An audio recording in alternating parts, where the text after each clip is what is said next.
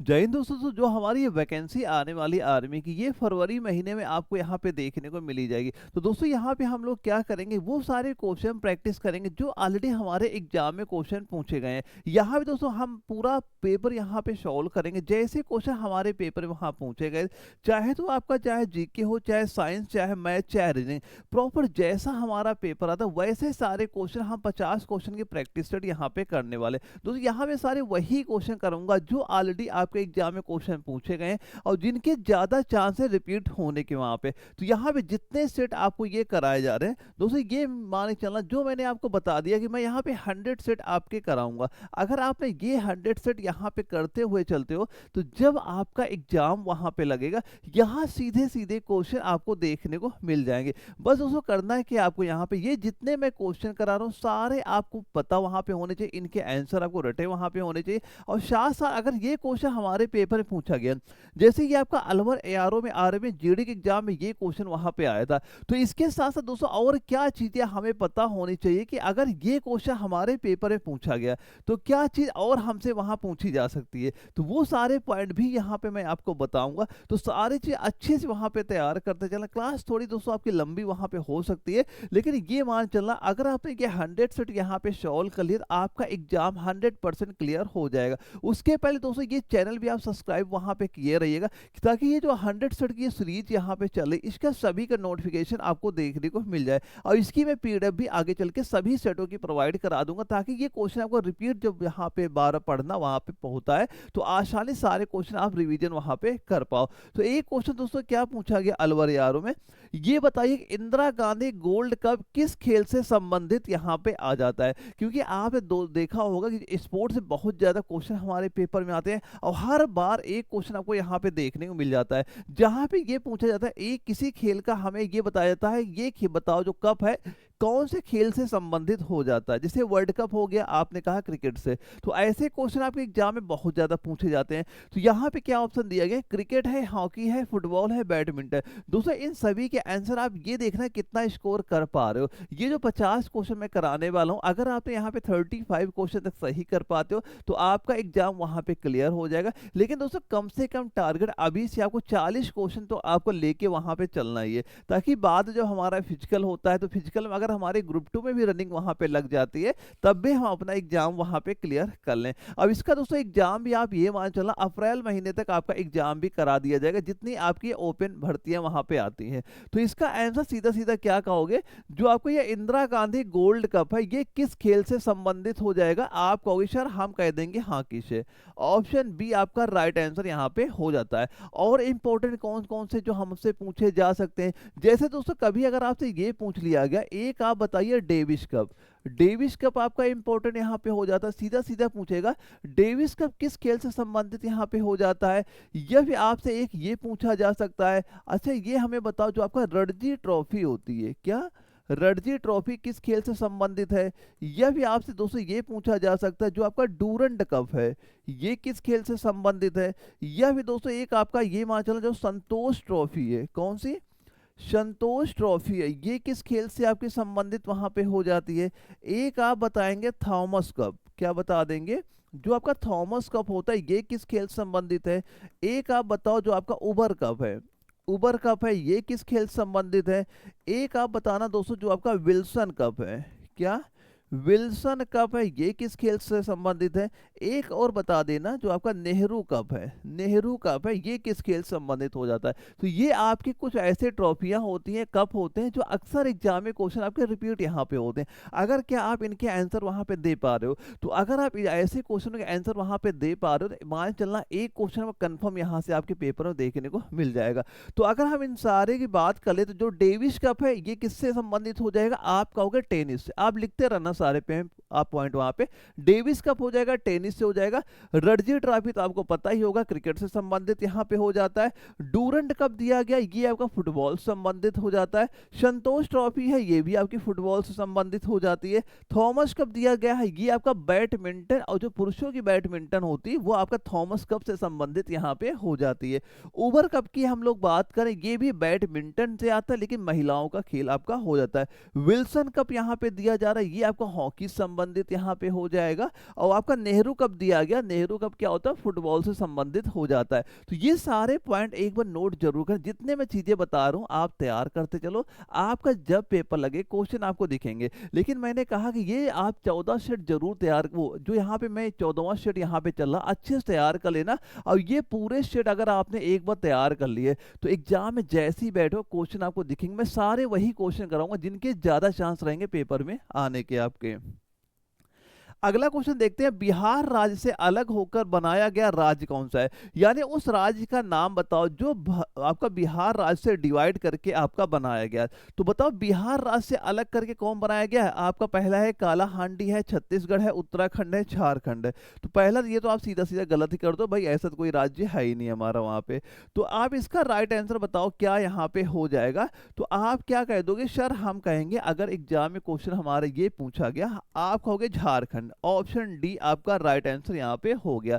हुआ क्या दोस्तों, आपका 15 नवंबर, डेट क्या बताओगे आप, 15 नवंबर 2000 को क्या हुआ, बिहार राज्य को दो भागों में डिवाइड करके एक उसका नया राज्य बनाया गया। उस राज्य का नाम क्या हो गया, झारखंड आपका यहाँ पे हो गया। और क्या चीजें आपसे यहाँ पूछी जा सकती हैं, जैसे कि आप जिसे एक याद कर लेना उत्तराखंड, एक और याद कर लेना क्या, उत्तराखंड। अब ये बताओ जो उत्तराखंड है ये कौन से राज्य से अलग होके वहां बना था। तो यहाँ पे दोस्तों क्या बताओगे, ये आपका यूपी से अलग होके बना था। और कब बना था, डेट अगर पता हमें पता करनी हो, 9 नवंबर 2000 को क्या हुआ, यूपी का डिवाइड किया गया और नया राज्य क्या बनाया गया, आपका उत्तराखंड नया राज्य यहाँ पे बन गया। अगला राज्य अगर देखो क्या हो जाएगा, जैसे तेलंगाना हो गया, क्या हो गया, तेलंगाना अगर पूछ लिया जाए तो तेलंगाना दोस्तों क्या बताओगे, ये आपका आंध्र प्रदेश है, किससे अलग हुआ था, आप कहोगे ये दोस्तों आंध्र प्रदेश से अलग होके वहां बना था। एक ऐसे दोस्तों आपका जैसे हिमाचल प्रदेश हो गया, अगर ये पूछ लिया जाए, अच्छा ये हमें बता दो जो हिमाचल प्रदेश है ये कौन से राज्य से अलग होके आपका बना था वहां पे। तो हिमाचल प्रदेश में क्या बताओगे, आप बता दोगे पंजाब राज्य से ये आपका अलग होके बना। कब बना था, आप कहोगे 1971 में आपका बना था। तो ये भी एग्जाम में क्वेश्चन आपके बन सकते हैं। सारे चीजें आप याद करना कि अगर हमसे बिहार का पूछा गया है तो ये भी पूछ सकता है कि यूपी से अलग होके कौन सा राज्य बना, आंध्र प्रदेश से अलग होके कौन सा बन रहा, पंजाब से आपका अलग होके कौन सा राज्य बन रहा है। तो ऐसे क्वेश्चन आपको देखने को मिलेंगे, क्योंकि ये सारे मैंने बता रखा वही क्वेश्चन कराऊंगा जैसे ये सिलचर एआरओ में आर्मी जीडी के एग्जाम में क्वेश्चन पूछा गया था। बस आप जो चीजें बता रहा हूं वैसे आप तैयार करते चलो, पेपर में क्वेश्चन आपको दिखेंगे वहां पे। अच्छा ये बताओ संसद के सम्मिलित सत्र की अध्यक्षता कौन करता है। जो संसद की सम्मिलित सत्र की अध्यक्षता कौन करेगा, लोकसभा अध्यक्ष है, प्रधानमंत्री है, राष्ट्रपति है, उपराष्ट्रपति है। अल्मोड़ा एआरओ में ये क्वेश्चन हमारा जीडी के एग्जाम में पूछा गया था। तो आप इस क्वेश्चन का आंसर सीधा सीधा क्या कह दोगे सर, हम कह देंगे क्या, लोकसभा अध्यक्ष हो जाएगा। ऑप्शन नंबर ए आपका राइट आंसर यहाँ पे हो जाता है। क्या कहोगे आप, जो आपका आर्टिकल नंबर अनुच्छेद नंबर 108 के तहत आपके जो तहत आपके क्या होता है, इसकी संयुक्त जो अध्यक्षता होती है वो आपकी वहां पे बुलाई जाती है। तो आर्टिकल क्या बता देंगे, अनुच्छेद 108 यहाँ पे हो जाता है। और दोस्तों अब तक क्या हुआ यहाँ पे, जो सम्मिलित सत्र की अध्यक्षता अब तक कितनी बार वहां पे हुई, अगर ये क्वेश्चन पूछा जाए तो आप क्या कहोगे, ये अभी तक केवल 3 बार वहां पे संयुक्त सत्र आपके वहां पे हुए हैं। कब कब वहां पे हुए, एक आपका दोस्तों हुआ था 1961 में हुआ था, एक बताओगे 1971 बता दोगे, एक आपका 2002 यहाँ पे आपका हो जाता है। अब दोस्तों एक क्वेश्चन ये पूछा जाता है कि जो आपका धन विधेयक से एग्जाम में क्वेश्चन बनता है, एक यही पॉइंट नोट करना कि जो आपका धन विधेयक है, क्या बताओगे, जो आपका धन विधेयक है। तो धन विधेयक में एक चीज ये आप याद कर लेना कि जो आपका धन विधेयक होता है इसमें अंतिम निर्णय कौन वहां पे लेता है। क्वेश्चन आएगा कि धन विधेयक पे अंतिम जो निर्णय होता है ये कैसा धन विधेयक है, कौन लेता है। तो आप तब भी क्या बताओगे, वो आपका लोकसभा अध्यक्ष ही आपका राइट आंसर इस क्वेश्चन का भी वहां पे आ जाता है। अब अगर क्वेश्चन ये आपका करंट अफेयर का यहाँ पूछ लिया जाए कि ये बताओ वर्तमान में लोकसभा अध्यक्ष यहाँ पे कौन हो जाएंगे, तो किसका नाम बता दोगे, आप बताओगे वर्तमान में हो जाएंगे ओम बिरला। किसका नाम बता दोगे? ओम बिरला क्या हो जाएंगे? वर्तमान में लोकसभा अध्यक्ष आपके हो जाते हैं। और करंट अफेयर का ये क्वेश्चन आपको देखने को मिलेगा जब आपका पेपर वहां पे होता है। करंट अफेयर के लगभग आपके 2 या 3 क्वेश्चन वहां पे देखने को मिलते हैं, तो करंट अफेयर में भी अच्छी खासी पकड़ आप बना के चलिएगा। अगला क्वेश्चन था जो कि जबलपुर एआरओ में जीडी के एग्जाम में क्या पूछ रहा है कि नालंदा विश्वविद्यालय राज्य में स्थित है। अब देखो एक क्वेश्चन ये भी आपसे पूछा जा सकता है कि जो नालंदा विश्वविद्यालय था वहां पे, ये किसके द्वारा वहां पे बनवाया गया था? तो फिलहाल ये बताओ, नालंदा विश्वविद्यालय कौन से राज्य में है? सिक्किम है, बिहार है, झारखंड है, पश्चिम बंगाल है? तो हम सभी को पता है कि जो नालंदा विश्वविद्यालय है ये कहां पे स्थित हो जाएगा? आप कह दोगे बिहार राज्य में स्थित हो जाएगा। ऑप्शन नंबर बी आपका राइट आंसर यहां पे हो जाता है। अब अगर क्वेश्चन ये पूछ लिया जाए कि नालंदा विश्वविद्यालय की स्थापना किसने वहां पे की थी, अगर आपसे स्थापना यहां पूछ लिया जाता, स्थापना में आप सीधा सीधा क्या कहोगे? गुप्त काल में आपका ये कुमार गुप्त, क्या लिख दोगे? कुमार गुप्त प्रथम के द्वारा आपका ये नालंदा विश्वविद्यालय की स्थापना आपकी वहां पे की गई थी। इंपॉर्टेंट है, एग्जाम में ये क्वेश्चन आपका अक्सर वहां पे देखने को मिल जाता है। अगले क्वेश्चन की बात करें कि ये बताओ उच्चतम पठार कौन सा है?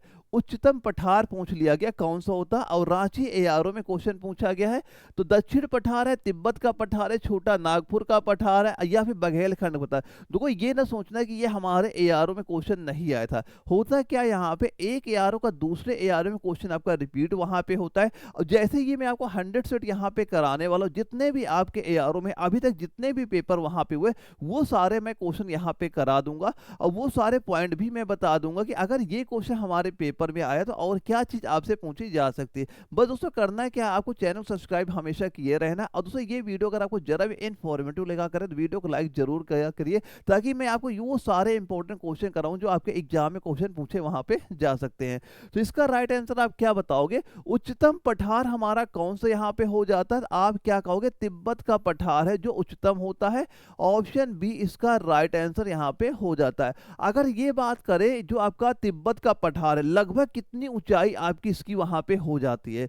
तो लगभग दोस्तों क्या बताओगे? 4500 मीटर ये क्या हो जाएगी? इसकी ऊंचाई यहाँ पे हो जाती है। और ये आपका तिब्बत का पठार कहाँ पे स्थित है? हम कहेंगे एशिया में आपका स्थित यहाँ पे हो जाता है, जो कि हिमालय के उत्तर में आपका ये फैला हुआ है। कहाँ फैला हुआ? हिमालय के उत्तर में आपका ये तिब्बत का पठार फैला हुआ है। अब ये बताओ, नमे से किसके पक्ष में नेहरू जी थे पर गांधी जी नहीं थे? अहिंसा है, भारी औद्योगिकीकरण है, यह सत्य है, या अस्पृश्यता है? तो क्या बताओगे? यानी नेहरू जी थे पर गांधी जी नहीं थे, किसके पक्ष में वहां पे? और ये सिलचर एआरओ में क्वेश्चन सीधे सीधे हमसे पूछ लिया गया। तो आप इसका राइट आंसर क्या बताएंगे? सर हम क्या बताएंगे? हम तो कहेंगे भारी औद्योगिकीकरण। यानी कि जो नेहरू जी थे, ये जब देश वहां पे आजाद हुआ था, ये कहते थे कि जो हमारे मतलब भारत में अब आपके जो औद्योगिकरण होने चाहिए काफी भारी वहां पे होने चाहिए। लेकिन गांधी जी क्या कहते थे? कुटीर उद्योग, यानी जो हमारे गांव में छोटे मोटे काम वहां पे होते, उस पे हमें ध्यान वहां पे देना चाहिए। तो क्या बताओगे? तो आप क्या बता दोगे? नेहरू जी किसके पक्ष में वहां पे थे? आप कह दोगे ये भारी औद्योगिकरण के पक्ष में थे। और लेकिन गांधी जी क्या कह रहे थे? हम कुटीर उद्योग हमारे वहां पे चालू करने चाहिए थे। तो आप क्या कह दोगे? ऑप्शन बी आपका राइट आंसर यहाँ पे हो जाता है। ये सिलचर एआरओ में क्वेश्चन आपका पूछा गया था। आप ध्यान देखते रहना क्या लेवल क्वेश्चन के हमारे वहां पे रहते हैं। अगर आपने यहाँ पे 35 तक स्कोर आपका जा रहा है, तैयारी आपकी बिल्कुल सही यहाँ पे चल रही है। अगले क्वेश्चन की हम लोग बात करते हैं, दिया जा रहा है पानी का सबसे शुद्ध स्रोत कौन सा है? यानी कैसा पानी सबसे शुद्ध यहाँ पे होता है हमारा? कि सतही पानी है, खनिज युक्त पानी है, वर्षा का पानी है, या कुएं का पानी है? तो भाई ये क्वेश्चन हमें देखते हैं, इसका आंसर वहां पे याद आ सकता है कि जो आपका रांची एआर में पूछा गया सीधा सीधा कि जो आपका वर्षा का जल होता है दोस्तों, वो क्या होता है? सबसे शुद्ध पानी वहां पे होता है। क्या बताओगे? वर्षा का पानी। ऑप्शन सी इसका राइट आंसर यहाँ पे हो जाता है। अब दोस्तों यहाँ पे अगर पानी की बात हो रही है तो हमें कुछ नदियां हमें पता वहां पे होनी चाहिए, कि नदियां हमारे जो सिलेबस में दिया गया है, और हमेशा नदियों से एग्जाम में क्वेश्चन आपका पूछा जाता है। तो मैं सारे आपके जितने भी क्वेश्चन बन सकते हैं सारे मैं आपको करा दूंगा वहां पे। तो दोस्तों सबसे जो भारत की अगर यहाँ बात हो रही है तो हम लोग क्या कहेंगे यहाँ पे? सबसे पहले हमें पता होना चाहिए गंगा नदी, कि गंगा नदी से हमें कैसे एग्जाम में क्वेश्चन पूछा जा सकता है, गंगा नदी के बारे में पता होना चाहिए। इसके बाद जैसे एक आपको यमुना नदी आप पता यहाँ पे होना है किसके बारे में, यमुना नदी। देखो इन नदियों के उद्गम स्थल और कहाँ पे गिरती ये तो हमें पता ही होना चाहिए, लेकिन मैं यहाँ पे दूसरा पॉइंट कवर करूंगा कि क्या जो ज्यादा एग्जाम में क्वेश्चन बनता है यहाँ पे। इसके बाद जैसे एक आपको ब्रह्मपुत्र नदी के बारे में पता होना चाहिए, किस नदी के बारे में, ब्रह्मपुत्र नदी के बारे में पता होना चाहिए। एक दोस्तों आपको गोदावरी नदी के बारे में पता, अभी मैं बताऊंगा यहाँ से कैसे कैसे क्वेश्चन आपसे पूछे जाते हैं। गोदावरी नदी हो गया। इसके बाद दोस्तों जैसे अभी कृष्णा नदी हो गई, कौन सी, कृष्णा नदी। ज्यादातर यही नदियां आपके एग्जाम में क्वेश्चन बनते हैं। एक आपके दोस्तों नर्मदा नदी हो गई, ये आपको पता वहां पे होना चाहिए। एक दोस्तों आपको कावेरी नदी हो गई, ये आपको यहाँ पता होना चाहिए। अब यहाँ पे क्या चीज आपसे पूछी जा सकती है, अब ये चीज हम लोग यहाँ पे देख लेते हैं। तो गंगा नदी से कैसा क्वेश्चन पूछा जाएगा, सीधा सीधा ये पूछेगा कि ये बताओ भारत की सबसे लंबी नदी कौन सी वहां पे हो जाती है। तो किसका नाम बता दोगे, आप कहोगे, हम सर कहेंगे गंगा नदी भारत की सबसे लंबी नदी यहाँ पे हो गई। अब यमुना नदी से कैसा क्वेश्चन पूछेगा, ये क्वेश्चन पूछेगा कि गंगा नदी की सबसे लंबी सहायक नदी कौन सी, क्या पूछेगा, गंगा नदी की सबसे लंबी सहायक नदी कौन सी हो जाती है, तो आप यमुना नदी पे टिक करोगे वहां पे। अगर क्वेश्चन ये पूछा गया सबसे अधिक जल मात्रा वाली नदी, बताओ उस नदी का नाम बताओ जो भारत में बहती है और उस नदी में जल की मात्रा सबसे ज्यादा वहां पे है, वो कैसी नदी हो जाएगी, वो बताओगे ब्रह्मपुत्र नदी आपकी यहाँ पे हो जाती है। अब गोदावरी नदी में क्या क्वेश्चन पूछेगा, ये बताओ दक्षिण भारत की सबसे लंबी नदी। अगर ये क्वेश्चन आपसे पूछा गया कि भारत की सबसे लंबी नदी कौन सी है, तब तो हम गंगा पे बताएंगे। अगर ये क्वेश्चन आपसे पूछा गया दक्षिण भारत की सबसे लंबी नदी कौन सी वहां पे हो जाती है, किसका नाम बताओगे, तब आप कहोगे गोदावरी नदी पे हम लोग यहाँ पे टिक करेंगे। कृष्णा नदी से कैसे एग्जाम में क्वेश्चन पूछा जा सकता है कि ये बताओ जो प्रायद्वीपीय भारत की प्रमुख नदी कौन सी है। अगर ये एग्जाम में आ गया प्रायद्वीपीय भारत की आपकी मेन नदी कौन सी हो जाएगी, मुख्य नदी, आप कृष्णा नदी पे टिक कर दोगे। अगर क्वेश्चन ये पूछा गया ये बताओ पश्चिम की ओर कौन सी नदी वहां बहती, सारे पॉइंट यहाँ पे नोट करना, मैं सारे एक एक करके आपको बता रहा हूँ कि पश्चिम की ओर बहने वाली नदी कौन सी हो जाएगी, आपको नर्मदा। ये इंपॉर्टेंट यहाँ नदियां ये सारे इंपॉर्टेंट है। अब यहाँ पे कैसे क्वेश्चन पूछे जाते हैं वो मैं बता रहा हूँ। तो पश्चिम की ओर बहने वाली नदी कौन सी होगी, नर्मदा नदी हो गई।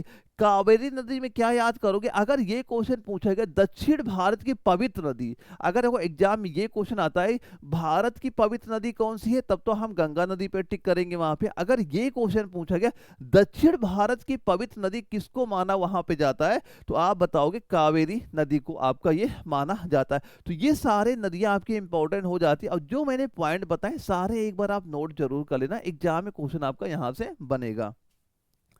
अगला क्वेश्चन दोस्तों यहाँ पे जो मैं ये नोट्स आपको दे रहा हूँ, यहाँ पे ये नोट्स एक बार तैयार कर लेना ताकि आपको नोट्स तैयार करने में जो आपका टाइम वहाँ पे लग रहा है वो टाइम आपका नहीं लगेगा। यहाँ पे चाहे आपका मैथ हो, चाहे रीजनिंग हो, चाहे जीके हो, चाहे जनरल साइंस हो, ये सारे आपको हैंड रिटन नोट्स यहाँ पे आपको मिल जाएंगे। अगर आपने ये नोट्स एक बार वहाँ पे तैयार कर लिया तो जब एग्जाम में आप बैठोगे आप खुद ही कहोगे सर हमारा तो एक भी क्वेश्चन यहाँ से बाहर आपका नहीं गया है। तो ये नोट्स दोस्तों आप मुझे व्हाट्सएप पे मैसेज भी कर सकते हैं, जहाँ मैं नोट्स सीधे आपको व्हाट्सएप पे ही प्रोवाइड वहां पे करा दूंगा, या आपके ऑलरेडी जो आपका एनए वाला एप्लीकेशन वहां पे ये सारे नोट्स मैंने ऑलरेडी वहां पे अपलोड कर दिए, एक बार वहां से ये नोट्स आप डाउनलोड कर लीजिएगा। और साथ दोस्तों यहाँ में 50 प्रैक्टिस सेट भी वहां पे अपलोड कर दिए, और ये वही 50 पेपर है वहां पे जो आपके एग्जाम में क्वेश्चन पूछे गए हैं। यानी जो अभी आपका 2025 पेपर हुआ, 24 में हुआ, 23 में हुआ, इनके जितने भी सेट वहां पे हुए हैं वो सारे क्वेश्चन मैंने जहां पे अपलोड करा दिए। एक बार प्रैक्टिस जरूर करके जाना ताकि एक आइडिया आपको ये लगेगा कि हमारा क्वेश्चन कैसा वहां पे आता है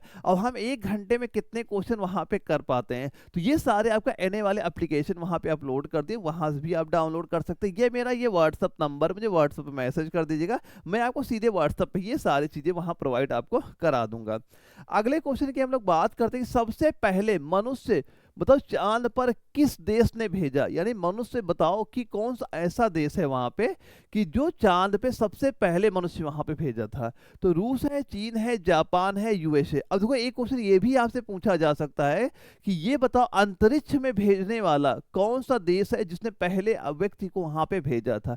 अंतरिक्ष का पूछेगा, दूसरा आंसर हो जाएगा। अगर आपसे ये पूछ लिया जाता है कि चांद का, तो आपका दूसरा आंसर वहां पे हो जाता है। तो ये दोनों पॉइंट आप यहाँ पे तैयार कर लेना। तो यहाँ पे हम लोग बात करते हैं चांद पे। देखो चांद पर जाने वाला पहला व्यक्ति कौन था, नाम तो हम सभी को पता है, नील आर्मस्ट्रांग। वहां पे आ जाता है, ये भी क्वेश्चन आएगा कि उस व्यक्ति का नाम बताओ जो चांद पे सबसे पहले वहां पे गया था। तो किसका नाम बताएंगे, नील आर्मस्ट्रांग का यहाँ पे हम लोग बताएंगे। तो हुआ क्या दोस्तों, यहाँ पे 20 जुलाई, डेट क्या लिख बताओगे आप, 20 जुलाई आपका 1969 में कौन सा एक मिशन वहां पे आया था, वहां पे एक मिशन आपका लॉन्च किया गया था, अपोलो। कौन सा मिशन था, अपोलो 11। इसके द्वारा क्या हुआ था, इसके द्वारा यूएसए ने क्या हुआ था, यूएसए ने क्या हुआ, भेजा वहां पे किसको भेजा था, नील आर्मस्ट्रांग को। तो क्या क्वेश्चन बताओगे कि 20 जुलाई 1969 को यूएसए ने आपके नील आर्मस्ट्रांग को कहां भेजा था, चांद में आपका भेजा गया। ये डेट याद कर लेना, डेट भी एग्जाम में कभी कभार आपकी आ जाती है। अब यहाँ पे अगर ये क्वेश्चन आता है कि अंतरिक्ष में जाने वाला पहला व्यक्ति कौन वहां पे हो जाता है, अगर अंतरिक्ष का पूछ लिया जाए, यानी स्पेस में जाने वाला पहला व्यक्ति वहां पे कौन हो जाएगा, तो स्पेस में आप क्या बताओगे, स्पेस यानी अंतरिक्ष में जाने वाला पहला व्यक्ति हो जाएगा, कौन हो जाएगा, वह उसका नाम हो जाएगा गागरिन। क्या बताओगे, यूरी गागरिन के नाम से हम लोग उनको जानते हैं। और कब ये गए थे वहां दोस्तों, ये 1971 में गए थे। और किसने भेजा था, आप कहोगे सोवियत संघ यानी रूस ने इनको वहां पे भेजा था। यूरी गागरिन कहाँ के निवासी हो जाएंगे, रूस के आपके ये निवासी वहां पे हो जाते हैं। अंतरिक्ष का पूछेगा गागरिन का नाम बताएंगे, चंद्रमा का पूछेगा नील आर्मस्ट्रांग का बताएंगे, किसने भेजा। अगर चांद का पूछेगा आपको यूएसए का नाम याद करना है। अगर यहीं पे आपका स्पेस की बात वहां पे होती, आपको रूस की, यहाँ पे रशिया की बात आपको पता वहां पे होनी चाहिए। अच्छा ये बताओ कौन से शहर को भारत का मैनचेस्टर, देखो मैनचेस्टर से एग्जाम में क्वेश्चन बनते हैं और यहां से बहुत सारे क्वेश्चन आपके बन सकते हैं, कंफ्यूज कभी आपको वहां पे नहीं होना है। यहां पूछा गया भारत का मैनचेस्टर किसे कहा जाता है, अहमदाबाद, मुंबई, लुधियाना या फगवाड़ा। अल्मोड़ा एआरओ में क्वेश्चन हमारा पूछा गया था। तो आप इसका राइट आंसर कितना बताओगे, कहोगे सर हम तो कहेंगे क्या, अहमदाबाद का नाम बता देंगे। ऑप्शन ए आपका राइट आंसर यहाँ पे आपका हो जाता है। और यहाँ से क्या क्या चीजें पूछी जाती है, कुछ नाम यहाँ पे आप याद कर लेना। जैसे एक नाम आपको पता होना चाहिए कोयम्बटूर का, एक आपका कोयम्बटूर भी यहाँ से ऐसे मिलता जुलता क्वेश्चन रहता है। इसके बाद एक आप नाम याद करोगे, कानपुर का नाम यहाँ पे याद कर लेना। इसके बाद दोस्तों एक आपका इंपॉर्टेंट नाम मुंबई से भी एग्जाम में क्वेश्चन बनता है। एक आप याद करें दोस्तों लुधियाना, लुधियाना का नाम हमें पता वहां पे होना चाहिए। एक या ये सारे आपके इंपॉर्टेंट यहाँ पे हो जाते हैं जहां से कुछ ना कुछ एग्जाम में क्वेश्चन बनते हैं। यहाँ पे दो कोयम्बटूर से कैसा क्वेश्चन पूछेगा, जैसे हमसे पूछा गया ये बताओ भारत का मैनचेस्टर कौन है, हमने किसका नाम बता दिया, अहमदाबाद का। अब अगर क्वेश्चन ये हमसे पूछा गया दक्षिण भारत का मैनचेस्टर किसे कहा जाता है, क्या लिख के आएगा, दक्षिण भारत का मैनचेस्टर, तो हम बताएंगे कोयम्बटूर का नाम बता देंगे। और अगर क्वेश्चन ये पूछा गया उत्तर भारत का मैनचेस्टर किसे कहा जाता है, तो हम किसका नाम बताएंगे, कानपुर का नाम बता देंगे। अगर कभी आपसे ये पूछा गया भारत का गेटवे, भारत का गेटवे या सपनों का शहर कौन से शहर को कहा जाता है, तो किसका नाम बताओगे, आप कहोगे शायद हम मुंबई का नाम बता देंगे। लुधियाना में क्या क्वेश्चन पूछेगा कि भारत का वूलन सिटी या साइकिल सिटी किसे कहा जाता है, भारत का वूलन सिटी या साइकिल सिटी के नाम से हम किसको वहां पे जानते हैं, तो किसका नाम बताओगे आप, लुधियाना शहर का नाम वहां पे बता दोगे। तो ये शहर भी आपके इंपॉर्टेंट हो जाते हैं, किसी न किसी आपके एग्जाम में क्वेश्चन यहां से आपके बनते हैं। सारे पॉइंट आप नोट करते चलना जो चीज मैं आपको बता रहा हूं वहां पे। अगले क्वेश्चन की बात करेंगे तो संयुक्त राष्ट्र संघ की जो सुरक्षा परिषद है, क्या है, जो सुरक्षा परिषद की बात यहाँ पे की जा रही है, इसमें सदस्यों की संख्या कितनी यहाँ पे हो जाती है। इंपॉर्टेंट क्वेश्चन आते हैं क्योंकि संयुक्त राष्ट्र संघ से हमेशा एग्जाम में क्वेश्चन आपका बनता है। लेकिन संयुक्त राष्ट्र संघ में जो आपकी सुरक्षा परिषद है, यहाँ से हमसे पेपर में क्वेश्चन आपका पूछा गया है। तो इसमें बताओ कुल सदस्यों की संख्या कितनी है, 25 होगी, 15 होगी, 20 होगी या 10 होगी। तो आप यहाँ पे राइट आंसर क्या बताओगे, सर हम कहेंगे कितनी संख्या होती, आप पहले तो कहोगे 15 संख्या यहाँ पे हो जाती है। अब ये जो 15 संख्या है, अब इसको दो भाग में आप डिवाइड कर लो। इसमें होता क्या दोस्तों, यहाँ पे 5 सदस्य तो हमारे क्या होते हैं, आप कहोगे 5 सदस्य होते हैं स्थायी होते हैं, क्या हो गए, स्थायी। अब इसके बाद 10 सदस्य क्या होते हैं, हम कहेंगे अस्थायी। कैसे होते हैं, आपके अस्थायी यहाँ पे हो जाते हैं। अब देखो ये जो आप 5 सदस्य ये मान लो स्थायी यहाँ पे हो गए, और जो ये 10 अस्थायी होते हैं इनका कार्यकाल कितने वर्ष का होता है, आप कहोगे कार्यकाल इनका आपका 2 वर्ष का हमेशा आपका होता है। अभी क्वेश्चन ये भी पूछा जाता है, अच्छा ये जो आपके स्थायी सदस्य हैं इनमें कौन से देश आपके यहाँ पे आते हैं, तो स्थायी सदस्य में कौन कौन से देश आ जाएंगे, जैसे दोस्तों आपका चीन हो गया, चीन का नाम बता देना। चीन के बाद दोस्तों जैसे आपका फ्रांस इसी में आपका आ जाएगा, क्या फ्रांस हो गया, एक आपका दोस्तों रूस हो गया, रूस के बाद दोस्तों आपका एक यूके हो गया, एक आपका यूएसए हो गया। ये आपके जो 5 सदस्य क्या हो जाते हैं, स्थायी सदस्य यहाँ पे हो जाते हैं, और 10 आपके अस्थायी सदस्य होते हैं। और जो आपके अस्थायी सदस्य उनका कार्यकाल कितने वर्ष का होता है, आप कहोगे 2 वर्ष के लिए वहां पे वो चुने जाते हैं। तो ये सारे पॉइंट नोट कर लेना। और दोस्तों ये जो एक क्वेश्चन ये पूछा जाता है कि जो वीटो पावर होती है किसके पास यहाँ पे होती है। तो दोस्तों जो आपकी ये सुरक्षा परिषद जो आपके स्थायी सदस्य 5 यहाँ पे होते हैं, इनके पास क्या होती है, वीटो पावर वहां पे आपकी होती है इनके पास। तो हम क्या कह देंगे, टोटल संख्या हमारी हो जाएगी 15 हो जाती है, 5 स्थायी हैं, 10 आपके स्थायी अस्थायी सदस्य यहाँ पे हो जाते हैं। सरदार सरोवर परियोजना किस नदी पे स्थित है। दोस्तों परियोजनाओं से हमारे एग्जाम में क्वेश्चन पूछे जाते हैं। यहां से हमसे पूछा गया सरदार सरोवर का मान पूछ लिया गया। अभी मैं कुछ परियोजनाएं और आपको बताऊंगा जो एग्जाम में हमारे पूछे जा सकते हैं। तो यहाँ गंगा है, कोसी है, गोदावरी है, नर्मदा है। तो सरदार सरोवर परियोजना कौन सी नदी पे स्थित हो जाएगी, आप कहोगे सर हम कह देंगे नर्मदा नदी कहेंगे। ऑप्शन नंबर डी आपका राइट आंसर यहाँ पे हो जाता है। और नर्मदा नदी अभी मैंने बताया था पश्चिम की ओर बहने वाली ये नदी आपकी यहाँ पे होती है, और ये एग्जाम में क्वेश्चन आपका बनता है। अब यहाँ पे अगर आपसे कभी ये पूछ लिया गया, अच्छा एक हमें ये बता दो, अगर आपसे ये पूछ लिया जाए इंदिरा, क्या पूछा जाए, आप एक हमें पॉइंट ये बता देना, इंदिरा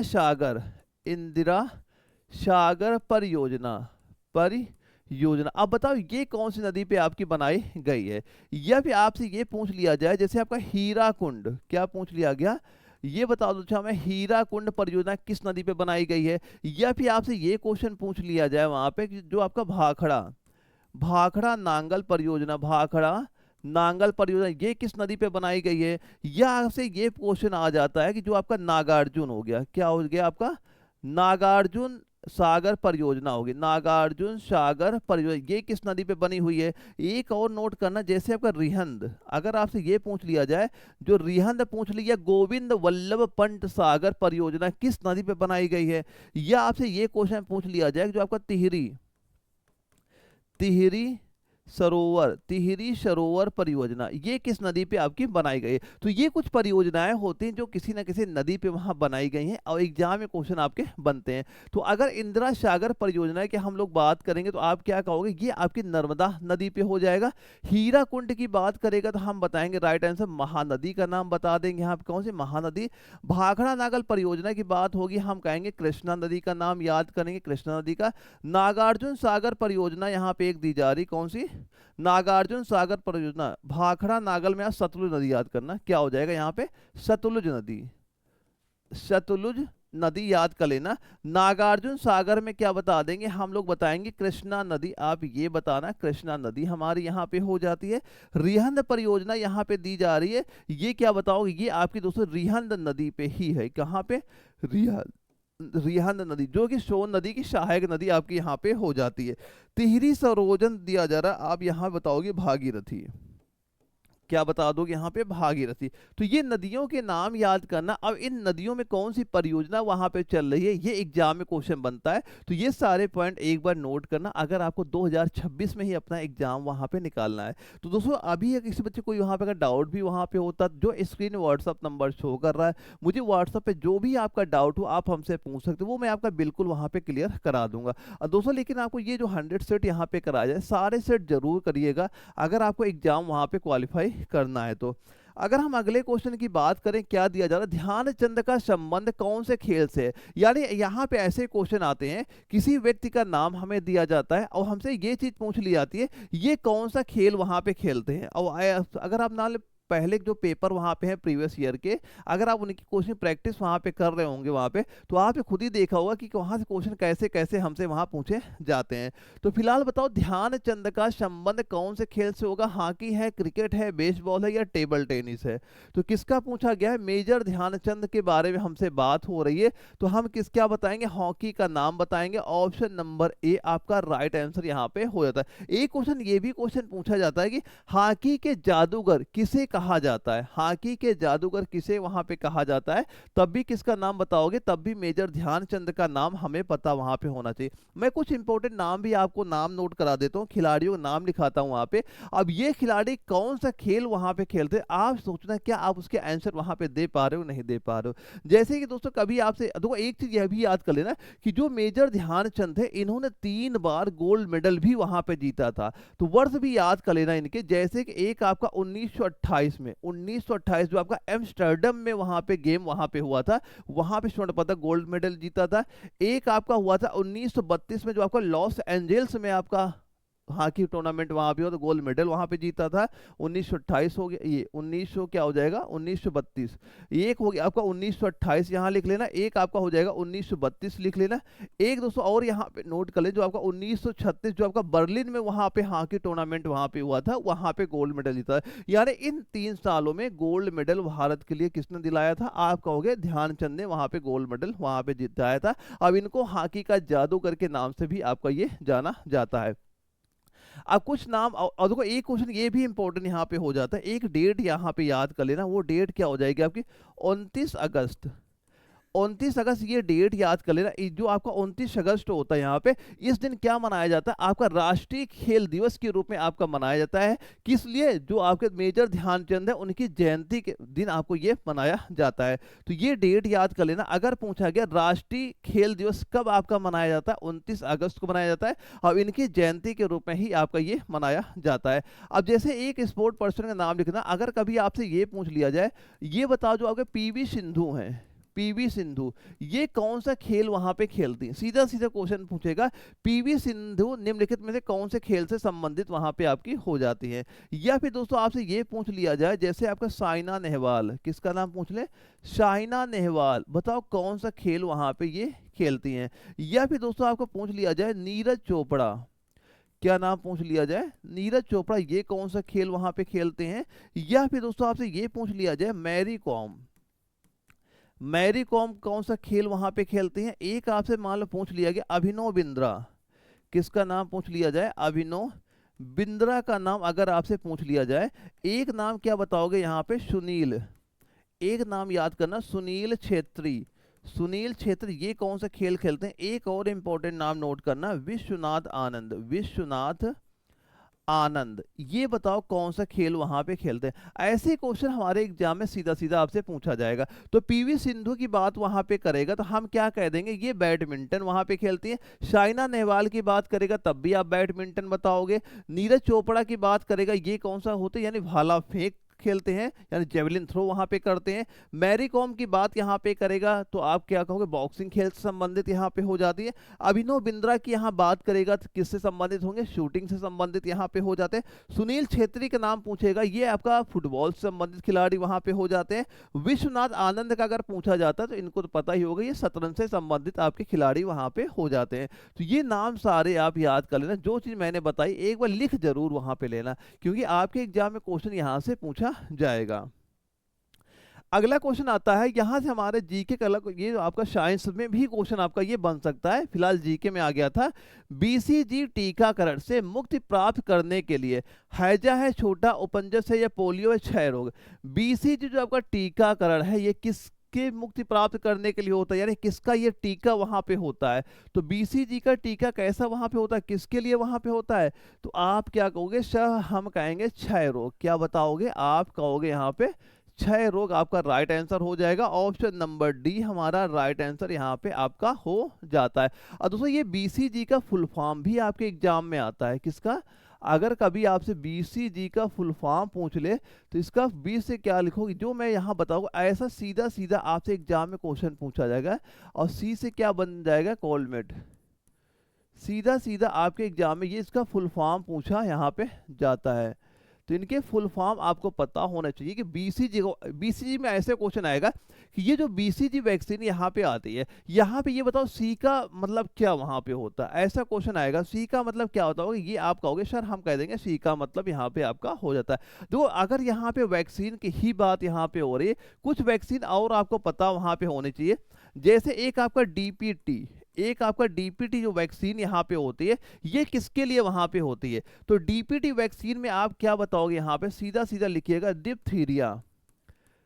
डिप्थीरिया हो गया, यानी कि ये जैसे काली खांसी हो गई, काली खांसी यहाँ पे हो गई, काली खांसी हो गई, या फिर दोस्तों आपको जैसे टिटनेस हो गया, टिटनेस हो गया, क्या हो गया? टिटनेस हो गया। इसमें कौन सी वैक्सीन यहाँ पे लगती है? हम कहते हैं सर, हम कहेंगे डीपीडी की वैक्सीन वहां पे लगाई जाती है। एक क्वेश्चन पोलियो वैक्सीन के भी वहां एग्जाम में आता है कि जो बच्चों को पोलियो वैक्सीन वहां पे दी जाती है, वो कौन सी वैक्सीन वहां पे होती है? तो दोस्तों वो क्या होती है? आपकी ओपीवी या आपकी आईपीवी, ये वैक्सीन यहाँ पे होती है, ये आपका पोलियो से वहां पे बचाती है, पोलियो से आपकी ये बचाती है। एक दोस्तों और यहाँ पे नोट करना, जो आपका एमएमआर टीका वहां पे होता है, एमएमआर टीका होता है, ये किससे होता है? जैसे आपका खसरा हो गया, जैसे खसरा हो गया, या आपका कंठमाला, क्या बताओगे? कंठमाला हो गया, या फिर दोस्तों जैसे आपका रूबेला हो गया, क्या हो गया? आपने कहा रूबेला से बचाव के लिए कौन सा वैक्सीन लगती है? आप कहोगे एमएमआर का टीका वहां पे लगाया जाता है। तो ये वैक्सीन सारे याद करना, डीपीटी हो गया, एक ये वैक्सीन होगी, एक आपकी एमएमआर वैक्सीन हो गई, ये कौन सी किसके लिए वहां पे दी जाती हैं, इंपॉर्टेंट यहाँ पे होती है। अब इसका फुल फॉर्म याद कर लेना, फुल फॉर्म भी आपके एग्जाम में ये क्वेश्चन वहां पे बनता है आपका। अगले क्वेश्चन पूछा जा रहा है, शेख हसीना वाजिद किस देश की महिला नेता वहां पे? दूसरा एक चीज ये भी याद कर लेना कि जो हमारे पड़ोसी देश वहां पे, उनके जो प्राइम मिनिस्टर हैं वो आप तैयार करना, करंट अफेयर क्वेश्चन वहां से आपका बनेगा। लेकिन पूछा जा रहा है शेख हसीना वाजिद किस देश की महिला नेता है? इजराइल की है, इंग्लैंड की है, श्रीलंका की है, बांग्लादेश के हैं? जबलपुर एआरओ में क्वेश्चन हमारा ये पूछा गया था। तो आप क्या कहोगे कि जो आपकी शेख हसीना वाजिद हैं, ये आपकी कहाँ के हो जाएंगे? बांग्लादेश की नेता वहां पे हो जाती है। ऑप्शन नंबर डी आपका राइट आंसर यहाँ पे हो जाती है, यानी ये आपकी प्रधानमंत्री बांग्लादेश की वहां पे हो रह चुकी है। कब हुई थी पहली बार दोस्तों? ये आपकी 1996 से लेके 2001 तक थी वहां पे। इसके बाद दोस्तों आपकी ये 2019 से 2024 तक ये वहां की प्रधानमंत्री आपकी थी। तो ये दोनों डेट आपको पता वहां पे होनी चाहिए, ठीक है। अब इसके बाद दोस्तों अगर कभी आपसे ये पूछ लिया गया, अच्छा हमें ये बताओ पाकिस्तान के पीएम कौन वहां पे हो जाएंगे, या फिर चीन के पीएम प्राइम मिनिस्टर कौन से वहां पे हो गए, या फिर आपसे नेपाल का पूछ लिया जाए, नेपाल का बताओ, या फिर आपसे भूटान का पूछ लिया जाए, किसका? भूटान का पूछ लिया जाए एक, या जैसे आपका म्यांमार का, म्यांमार का पूछ लिया जाए, या फिर दोस्तों आपका श्रीलंका का पूछ लिया जाए। कहाँ का? श्रीलंका का आपका पूछ लिया जाए। आप बताओ यहाँ के प्राइम मिनिस्टर कौन से वहां पे हो जाते हैं, क्योंकि एग्जाम में करंट अफेयर ये क्वेश्चन आता है, जो आपके भारत के पड़ोसी देश, आप देखोगे हमारे सिलेबस में वहां पे दिया गया, तो ये आपके भारत के पड़ोसी देश वाले टॉपिक से हमारे एग्जाम में क्वेश्चन बन जाता है। तो पाकिस्तान के पीएम हम बता देंगे, क्या? शहबाज शरीफ वहां पे हो जाएगा, नाम नोट करना, क्या? शहबाज शरीफ हो जाएगा। चीन का क्या बताओगे आप? ली कियांग आपके चीन के हो जाएंगे। नेपाल में क्या बताओगे? आपके पुष्प कमल दहाल आपके नेपाल के हो जाएंगे। भूटान में बताओगे आपके लोटे शिरिंग आपके कहाँ? भूटान के हो जाएंगे। म्यांमार के बताओगे मीन अंग ह्वाइंग, मीन इनका नाम याद करें, नाम भी अजीब इनके हो जाते हैं, क्या लिखोगे? मीन अंग ह्वाइंग, ये कहाँ के हो जाएंगे? ये हो जाएंगे आपके म्यांमार के। श्रीलंका में किसका नाम बताओगे? श्रीलंका में आप बताओगे रनिल, क्या हो जाएंगे? रनिल विक्रम, रनिल विक्रम सिंधे, सिंधे आपके हो जाते हैं। इनके भी नाम नोट कर लेना। पाकिस्तान में किसका नाम बताया अभी मैंने? शहबाज शरीफ का, शहबाज शरीफ का नाम आपको यहाँ पे पता होना चाहिए। चीन में किसका नाम बताया हमने? अभी बताया था ली कियांग का, ली कियांग का नाम आपको पता वहां पे होना चाहिए। नेपाल में किसका बताओगे आप? पुष्प कमल, पुष्प कमल दहाल, दहाल का नाम आपको पता होना चाहिए, दहाल का नाम पता होना चाहिए। भूटान में किसका नाम पता होना चाहिए? यहाँ पे लोटे, लोटे तेंसरिंग, ते शेयरिंग, ये नाम आपको यहाँ पता होना चाहिए। देखो यहाँ से क्या होता है, भारत के पड़ोसी देश से एग्जाम में क्वेश्चन आता है, कम से कम वहाँ के प्राइम मिनिस्टर कौन है, वहाँ के राष्ट्रपति कौन है, ये आपको पता होना चाहिए। और एक करंट अफेयर में ये क्वेश्चन पूछ लिया ना कि जो हमारे भारत के राज्य यहाँ पे हो जाते हैं, उन राज्यों के मुख्यमंत्रियों के नाम याद कर लेना और उनके राज्यपाल के नाम याद कर लेना। करंट अफेयर का आपका मुख्यमंत्री या राज्यपाल में एक क्वेश्चन आपको देखने को वहां से मिल जाएगा। अगला क्वेश्चन हमारा आता है, यहाँ से जीके में पूछा जा रहा है, निम्नलिखित निम्नलिखित में से किस भारतीय राज्य में रेलवे स्टेशन नहीं है? कौन सा भारत का एक ऐसा राज्य है जहां पे कोई भी रेलवे स्टेशन अभी तक वहां पे नहीं बना हुआ है? सिक्किम है, गोवा है, हिमाचल प्रदेश है या नागालैंड है? तो वो कौन सा राज्य आपका यहाँ पे हो जाएगा? उस राज्य का नाम सीधा सीधा क्या बताना है? सिक्किम राज्य हो जाएगा। ऑप्शन नंबर ए आपका राइट आंसर हो जाता है। जो अच्छा ये बताओ, जो सिक्किम राज्य है ये भारत से कैसे वहां पे जुड़ा हुआ है? तो आप कहोगे जो आपका नेशनल हाईवे NH नंबर जो 10 है उसके द्वारा आपका ये जुड़ा हुआ है। नेशनल हाईवे जो 10 है उससे आपका ये सिक्किम राज्य भारत से जुड़ा हुआ आपका हो जाता है। यहाँ से अब हमारे साइंस के क्वेश्चन स्टार्ट हो जाएंगे। 15 क्वेश्चन साइंस के यहाँ पे आते हैं। यहाँ पूछा जा रहा है कि रांची ARO में, आर्मी GD के एग्जाम में, कि आपका जो विद्युत शक्ति की इकाई वहाँ पे क्या होती है? एम्पियर है, ओम है, वाट है, वोल्ट है? तो बताओ विद्युत शक्ति की इकाई आपकी वहाँ पे क्या हो जाएगी? सीधा सीधा आंसर क्या बताना आपको? विद्युत शक्ति की इकाई सर हम कह देंगे वाट, यहाँ पे कह देंगे। देखो इकाइयाँ जो साइंस में फिजिक्स वाला हमारा आता है वहाँ पे याद कर ले, इकाइयाँ एग्जाम में क्वेश्चन आती हैं। जैसे अगर आपसे ये पूछ लिया जाए, बताओ अच्छा बल की इकाई, आप ध्यान देना क्या इनके आंसर वहां पे दे पा रहे हो? बल की इकाई क्या वहां पे होती है? या आपसे पूछ ले अच्छा ये बताओ ऊर्जा की इकाई क्या है? या आपसे शक्ति की इकाई पूछ ले, शक्ति की इकाई क्या वहां पे होती है? या बताओ जो आपका दाब होता है, दबाव होता है, उसकी इकाई क्या वहां पे होती है? वेग हो गया, वेग की इकाई आपकी क्या वहां पे हो जाएगी? जैसे विद्युत धारा हो गया, क्या बताया आपने? विद्युत धारा, इसकी इकाई बता दो क्या यहाँ पे हो जाएगी? या फिर ये बताओ जो आपकी आवृत्ति यहाँ पे होती, क्या आवृत्ति, इसकी इकाई बता दो क्या वहाँ पे हो जाती है? तो आप देखो क्या इनके किस किस के आंसर वहाँ पे आप दे पा रहे हो वहाँ पे। तो हम क्या कहेंगे, बल की इकाई न्यूटन हो गई, ऊर्जा की जूल हो गई, शक्ति की आपकी वाट यहाँ पे हो गई, दाब की पास्कल हो गई, वेग का आपका मीटर पर सेकेंड बता दिया, विद्युत धारा का एम्पियर हमने बता दिया, आवृत्ति का हमने हर्ट्ज यहाँ बता दिया। तो ये आवृत्तियां होती हैं, ऐसे एग्जाम में क्वेश्चन आएंगे और आवृत्तियां अच्छे से वहां पे तैयार करना। वैसे मैं सारे आपके वो इंपॉर्टेंट आवृत्तियां तो मैं लिखा ही दूंगा जो एग्जाम में क्वेश्चन पूछे जाते हैं। तो जितनी मैं चीजें पॉइंट पॉइंट वहां पे नोट करा रहा हूँ सारे आप नोट करते हुए वहां पे चलिएगा। अब ये तो ध्वनि का वेग हवा में निर्भर नहीं करता, किस पे आपका निर्भर वहां पे नहीं करेगा? हवा के ताप पे, हवा के दाब पे, हवा का घनत्व पे, या इनमें से कोई नहीं। तो ध्वनि का वेग हवा में किस पे निर्भर नहीं करेगा वहां पे? तो किस पे निर्भर नहीं करता है? आप बताओ क्या बताओगे? हवा के ताप पे भाई निर्भर करता है यहाँ पे, हवा का दाब, यही राइट आंसर हो जाएगा कि हवा के दाब पे ये निर्भर बिल्कुल नहीं करता। ऑप्शन नंबर बी आपका राइट आंसर यहाँ पे आपका हो जाता है। अब दोस्तों क्वेश्चन ये पूछा जाता है कि ध्वनि का वेग सबसे ज्यादा किस में होता है? ठोस में, द्रव में या गैस में? तो एक क्रम याद कर लेना कि जो आपका ध्वनि का वेग होता है सबसे ज्यादा किस में हो जाएगा? आप कहोगे ठोस में होता है। इसके बाद किसका नाम आएगा? इसके बाद द्रव का नाम आता है। इसके बाद किसका नाम आता है? गैस का नाम यहाँ पे आपका आ जाता है। तो सबसे ज्यादा ध्वनि का वेग किस में होता है? हम कहेंगे ठोस में। अब देखो एक क्वेश्चन ये पूछा जाता है, अच्छा ये बताओ हवा में ध्वनि का वेग वहां पे कितना होता है? तो हवा में देखो अगर पूछा जाए हवा में ध्वनि का वेग कितना वहां पे आपका होगा, तो अगर टेम्परेचर 20 डिग्री सेल्सियस वहां पे दे दे या फिर कमरे का ताप वहां पे आपका लिख दे, कोई टेम्परेचर आपको ना दिया जाए, सीधा ऐसे नॉर्मली क्वेश्चन पूछा जाए हवा में ध्वनि का वेग कितना होता है, या ये भी दे सकता है 20 डिग्री सेल्सियस जो टेम्परेचर होता है या कमरे के ताप में हवा का वेग वहां पे कितना होगा, तो आप क्या बताओगे? आप सीधा सीधा कहोगे 343 मीटर पर सेकेंड हमारा यहाँ पे आपका राइट आंसर हो जाता है। अगर ये क्वेश्चन पूछ लिया जाए पानी में ध्वनि का वेग कितना यहाँ पे होगा, क्या बताओगे? 1480 मीटर पर सेकंड यहाँ पे आपका हो जाएगा। अगर क्वेश्चन ये पूछ लिया जाए समुद्री जल में, समुद्री जल में ध्वनि का वेग कितना होता है, क्या बताओगे? आप बताओगे 1530 मीटर पर सेकंड, ये याद कर लेना। अगर क्वेश्चन ये पूछा जाए लोहा में ध्वनि का वेग कितना वहां पे होता है, क्या बताओगे?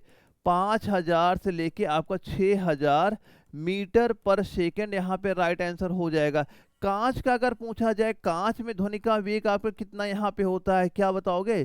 4500 मीटर पर सेकंड, ये आप बता दोगे। अगर पूछा जाए लकड़ी में, लकड़ी में ध्वनि का वेग कितना हो जाएगा, आप क्या कहोगे? 3800 लेके आपका 5000 मीटर पर सेकंड यहाँ पे आपका हो जाता है। अगर ये क्वेश्चन पूछ लिया जाए निर्वात में ध्वनि का वेग वहां पे कितना होता है, तो क्या बताओगे? निर्वात में ध्वनि का वेग 0 वहां पे होता है। एक क्वेश्चन ये आपसे पूछा जाता है कि अगर चंद्रमा पे कोई बम वहां पे दगाया जाता है तो उसका जो ध्वनि होगा हमें कितने समय बाद वहां पे सुनाई पड़ता है, तो राइट आंसर क्या बताओगे? मतलब हमें सुनाई ही नहीं देगा, क्योंकि वहां पे क्या हो जाएगा, जब कोई आपकी हवा ही नहीं, कोई गैस ही नहीं वहां पे, तो ध्वनि का वेग क्या हो जाएगा? आप कहोगे 0 वहां पे हो जाता है, क्योंकि ध्वनि का वेग के लिए कोई ना कोई माध्यम वहां पे होना जरूरी आपका वहां पे हो जाता है।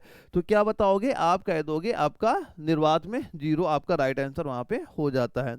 अगला क्वेश्चन आता है सूर्य ग्रहण तब होता है जब, सूर्य ग्रहण कब वहां पे होता है? आपका अलवर एआरओ में क्वेश्चन पूछा गया था और ये ऑप्शन हमारे वहां पे दिए गए थे। तो हमें पता ही सूर्य ग्रहण क्या होता है, चंद्र ग्रहण क्या होता है, ये तो आपको पता ही वहां पे होगा, ये कब होते हैं, कैसे वहां पे होते हैं। तो हमसे पूछा गया सूर्य ग्रहण तब होता है जब, आप क्या कहोगे? जब जो आपका ये चंद्रमा होता है, ये आपका सूर्य और पृथ्वी के जब बीच में चंद्रमा वहां पे आ जाता है तो क्या हो जाता है? सूर्य ग्रहण आपका वहां पे हो जाता है।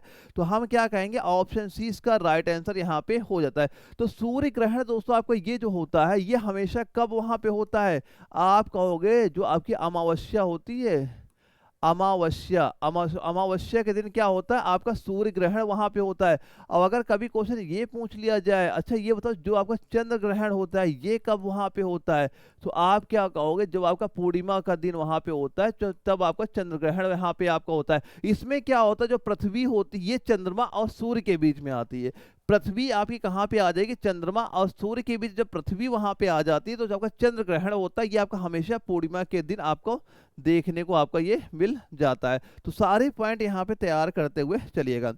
जबलपुर एआरओ में एक क्वेश्चन ये हमसे पूछा गया है कि पुल निर्माण के लिए किसका प्रयोग किया जाता है? जो मान लो पुल निर्माण पूछ लिया जाए, जैसे कि हम लोग अपने घर के छत भी जो बनाते हैं उसमें हम लोग किसका यूज वहां पे करते हैं, ये चीज यहाँ पूछी जा रही है कि बालुई पत्थर है, चूना पत्थर है, कंक्रीट है, इनमें से कोई नहीं। तो हम लोग किसका वहां पे यूज करेंगे? तो आप क्या कहते हो? सर हम लोग कंक्रीट का यूज करते हैं। कैसा? कंक्रीट।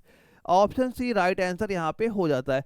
कंक्रीट को हम लोग क्या कहते हैं? आरसी के नाम से आपका जाना जाता है। यानी इसमें क्या होता है, जो आपका कंक्रीट होता है इसमें आपका सीमेंट हो गया, रेत हो गया, गिट्टे हो गया और पानी हो गया, इनसे जो आपका कंक्रीट बनता है उसकी जो मजबूती होती है ये एक प्रकार की मान चला स्टील जैसी मजबूती आपको देखने को वहां पे मिल जाती है। तो किसका यूज हम लोग करते हैं? कंक्रीट का यूज आपका वहां पे किया जाएगा। ऑप्शन नंबर सी आपका इस क्वेश्चन का राइट आंसर हमारा यहाँ पे हो जाता है। अगर अगले क्वेश्चन की बात करें, एक मानव कोशिका में गुणसूत्र कितने पाए जाते हैं? यानी ह्यूमन में मानव में गुणसूत्रों की संख्या हमसे यहाँ पूछ ली गई है। तो मानव में गुणसूत्र कितने आप बताओगे? आप कहोगे सर हम कहेंगे 46 गुणसूत्र पाए जाते हैं। ऑप्शन सी आपका राइट आंसर यहाँ पे हो जाता है। और कुछ जानवर होते हैं उनमें गुणसूत्र अगर आपसे पूछ लिए गए, जैसे अगर आपसे ये पूछ लिया जाए, अच्छा ये बताओ कुत्ता हो गया उसमें गुणसूत्र कितने होते हैं?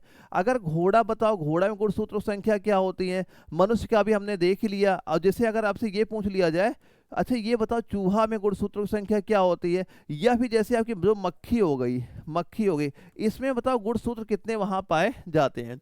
तो कुत्ते की बात करेगा आप कहोगे 78 गुणसूत्र यहाँ पे होते हैं। घोड़ा में कितने बताओगे? 64 गुणसूत्र हो जाएंगे। चूहा की बात करेगा आप 40 बता दोगे। मक्खी का पूछेगा आप बताओगे 8। और मनुष्य का तो 46 यहाँ पे आपने देख लिया, यानी 23 जोड़ी वहां पाए जाते हैं। टोटल गुणसूत्रों की संख्या कितनी होगी हमारी? 46 आपकी देखने को मिल जाती है। तो आप क्या कहोगे? ऑप्शन सी आपका राइट आंसर हो जाता है। ये चीजें भी याद कर लेना कि अक्सर एग्जाम में क्वेश्चन वहां पूछ लिया जाता है। ज्यादातर आपका मनुष्य का ही वहां पूछा जाता है, लेकिन अगर इनका पूछ लिया जाए एक नॉर्मल तरीके से आपको पता वहां पे होना चाहिए ताकि आप उसके आंसर वहां पे दे पाओ। वायुमंडल में नाइट्रोजन का परसेंटेज यहां पूछ लिया गया, जो कि आपका रांची एआरओ में क्वेश्चन पूछा गया कि जो वायुमंडल में जो गैसें वहां पाई जाती हैं उसमें नाइट्रोजन का परसेंटेज बताओ कितना यहां पे आपका होता है। तो दो बताओ वायुमंडल में नाइट्रोजन का परसेंटेज कितना हम लोग कह देंगे? आप कहोगे 78% यहाँ पे आपका हो जाता है। देखो जो आपकी वायुमंडल में जो वायुमंडल की संरचना होती है कैसी यहाँ पे होती है, जैसे हमने अभी बताया नाइट्रोजन का परसेंटेज आपने कह दिया कि 78% यहाँ पे हो गया। अब यहाँ यहाँ पे ये क्वेश्चन अगर बनता, वायुमंडल में ऑक्सीजन का परसेंटेज बता दो कितना वहां पे होता है, तो ऑक्सीजन का आप कितना कह दोगे, आप कहोगे 21%, हम कहेंगे ऑक्सीजन का। अगर आर्गन का हमसे पूछ लिया जाता, हम कहते 0.93% आर्गन का हो जाएगा। अगर CO2 का हमसे पूछ लिया जाता, हम कहते 0.04% क्या हो जाएगा, आपका CO2 यहाँ पे हो जाती। यानी ये वायुमंडल की संरचना वहां पे होती है। अब इनमें कौन सी गैस की कितनी मात्रा, कितने परसेंटेज वहां पे है, ये हमसे अगर पूछा जाए तो हम ये सारी चीजें हमें पता अगर वहां पे होंगी, हम उनके आंसर वहां पे दे सकते हैं वहां पे। अगला क्वेश्चन था हमारा, निम्न में से कौन सा नाइट्रोजन उर्वरक के मूल संगठक है। निम्न में से कौन सा आपका जो नाइट्रोजन उर्वरक के मूल संगठक है। यहाँ पे एक क्वेश्चन ये पूछा जाता है कि इसमें यूरिया का परसेंटेज आपसे पूछा जाता है, तो बताओ इसमें क्या होगा, अमीड है, अमोनिया है, सल्फ्यूरिक अम्ल है, या आपका हाइड्रोक्लोरिक अम्ल यहाँ पे आपका हो जाएगा। तो क्या पूछा गया, निम्न में से कौन सा नाइट्रोजन उर्वरक का मूल संगठक क्या होता है, हमें क्या बताएंगे, हम कहेंगे सर अमोनिया कहेंगे, क्या कहेंगे, अमोनिया NH3 हम कहेंगे, ये राइट आंसर इसका यहाँ पे आपका हो जाता है। अब क्वेश्चन ये पूछा जाता है, अच्छा ये बताओ आपका अमोनिया नाइट्रोजन होता है, ये बताओ इसमें नाइट्रोजन का परसेंटेज, अगर ये पूछा जाए अमोनिया में ये बताओ नाइट्रोजन का परसेंटेज कितना वहां पे होता है, तो नाइट्रोजन का परसेंटेज यहाँ पे क्या बताओगे, आप कहोगे सर हम कह देंगे 82% यहाँ पे आपका हो जाता है। अब एक आपका उर्वरक आपका होता है यूरिया, ये क्वेश्चन ये पूछा जाता है, अच्छा ये हमें बताओ जो आपकी यूरिया होती है, यूरिया में नाइट्रोजन का परसेंटेज कितना वहां पे, जो जो हम लोग अपने खेतों में मान लो यूरिया वहां पे डालते हैं, अब ये बताओ उस यूरिया में आपका नाइट्रोजन का परसेंटेज अगर यहाँ पूछा जाता है, यूरिया में नाइट्रोजन कितने परसेंटेज हो जाएगा, आप कहोगे 46% क्या हो जाता है हमारा नाइट्रोजन इसमें आपका हो जाता है। और यहाँ पे अमोनिया में नाइट्रोजन का परसेंटेज कितना है, हम कहेंगे 82% आपका यहाँ पे हो जाता है। ये याद करना, एग्जाम में क्वेश्चन सीधा पूछेगा कि यूरिया में नाइट्रोजन का परसेंटेज वहां पे कितना होता है, आप कहोगे 46% आपका राइट आंसर यहाँ पे हो जाएगा। अब ये बताओ शरीर में लोहे की कमी अगर हो जाए, शरीर में अगर लोहे की कमी वहां पे हो जाए, लोहे से आप आयरन समझ लेना, कि मान लो कमी से क्या होता है, उच्च रक्तचाप होगा, मधुमेह होगा, रतौंधी होगा, या एनीमिया नामक रोग वहां पे हो जाता है।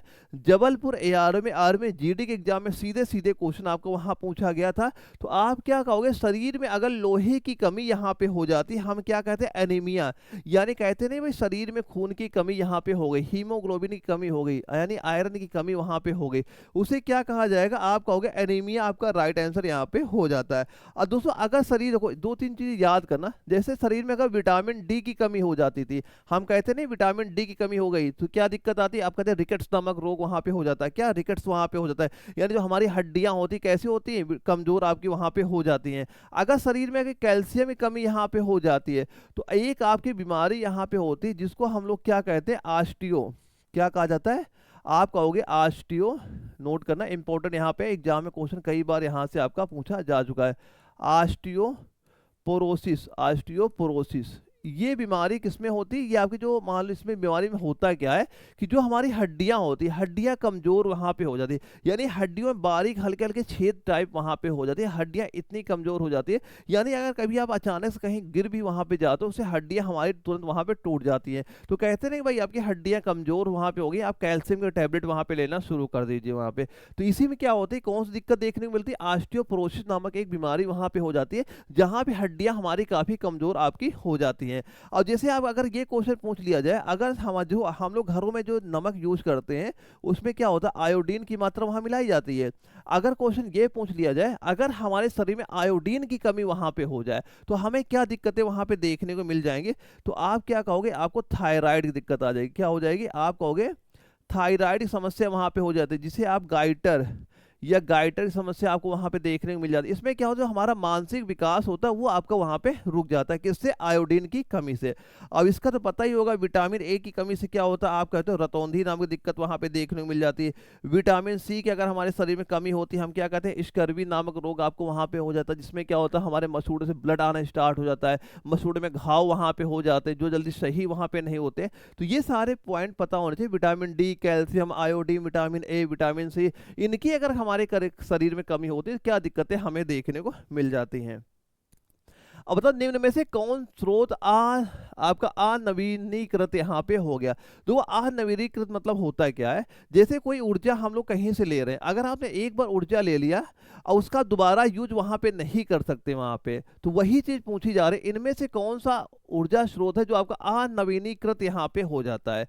तो पहला है जंगल है, वन्यजीव है, पानी है, कोयला भंडार। तो दोस्तों क्या बताओगे, कोयला भंडार यहाँ बता दोगे, ऑप्शन नंबर डी आपका राइट आंसर यहाँ पे होता है। दोस्तों कोयला कैसे बनता है, कोयला बनता है कि लाखों वर्षों जो यहाँ मलबा दबा वहां पड़ा हुआ है, वो आपका जमने के बाद लाखों वर्षों में कोयला का निर्माण वहां पे होता है।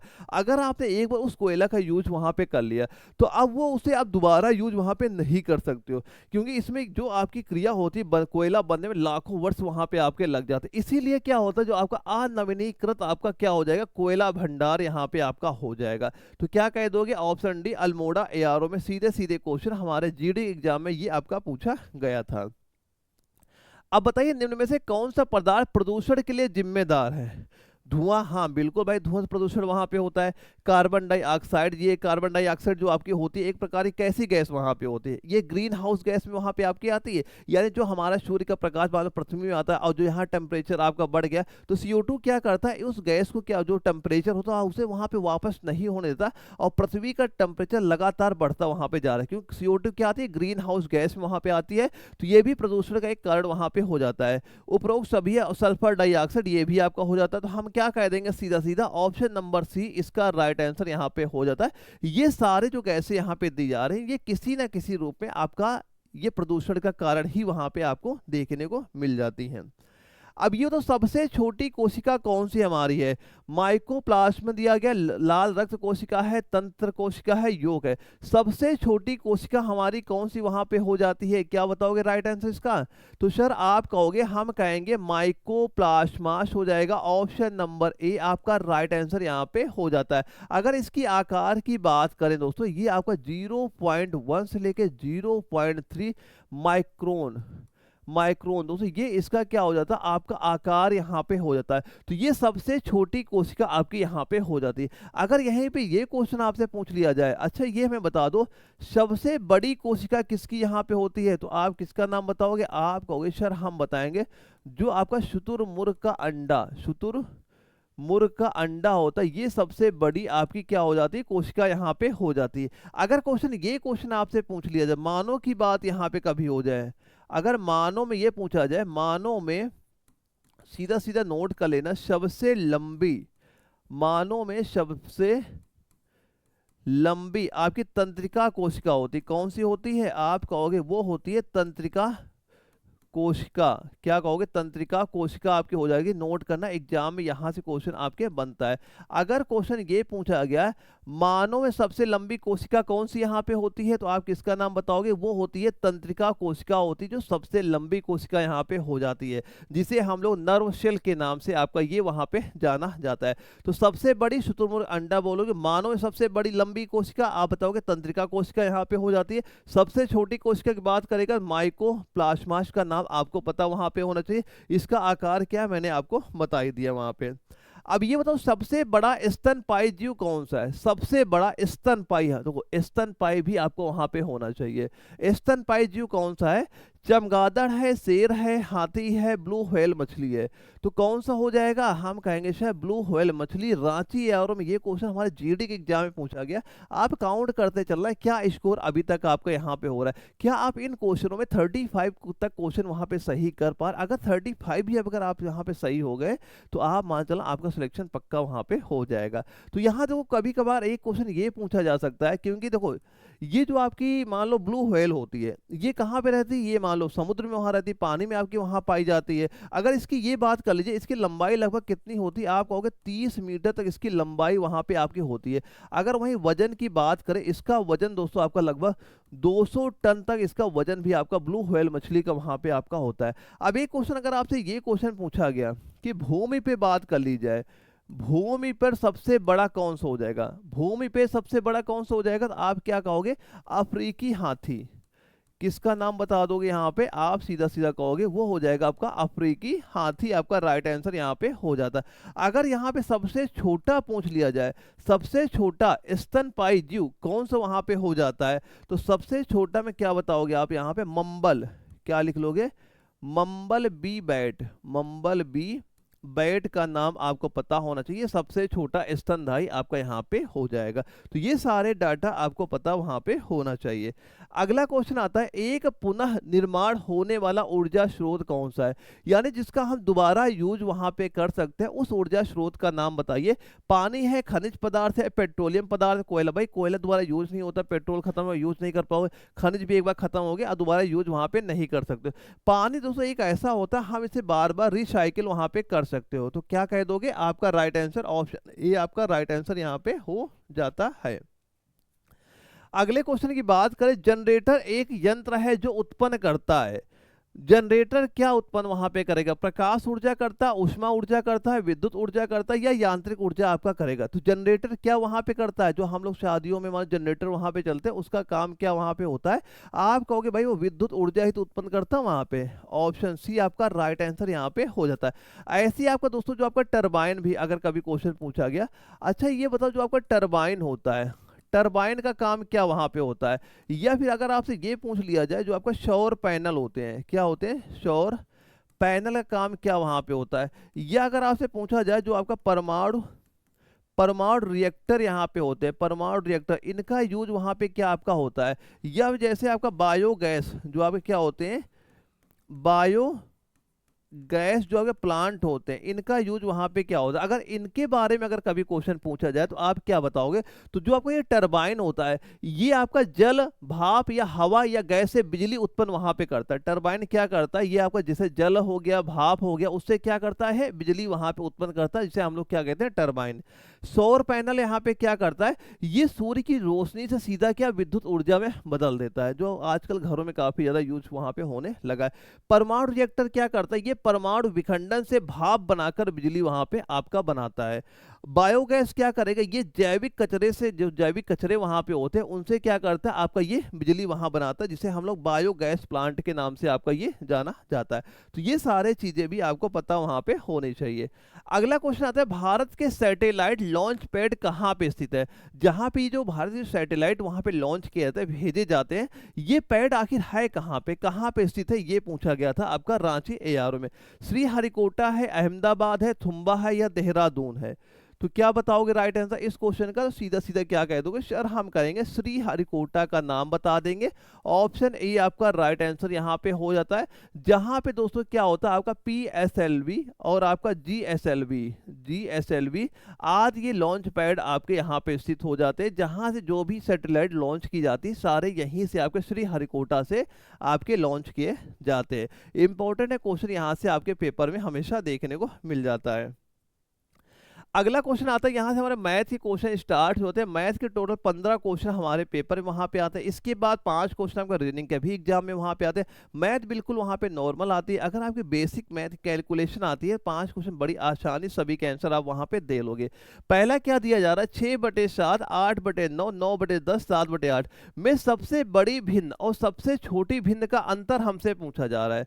तो देखो संख्याएं क्या दी गई, एक संख्या मान लो लिखी गई 6/7 हमें दी गई, एक आपकी ये 8/9 लिखी गई है, एक आपकी ये 9/10 यहाँ पे लिख दी गई, एक आपकी ये 7/8 यहाँ पे लिख दी गई। तो बताओ सबसे बड़ी भिन्न सबसे छोटी भिन्न है कौन सी इसमें।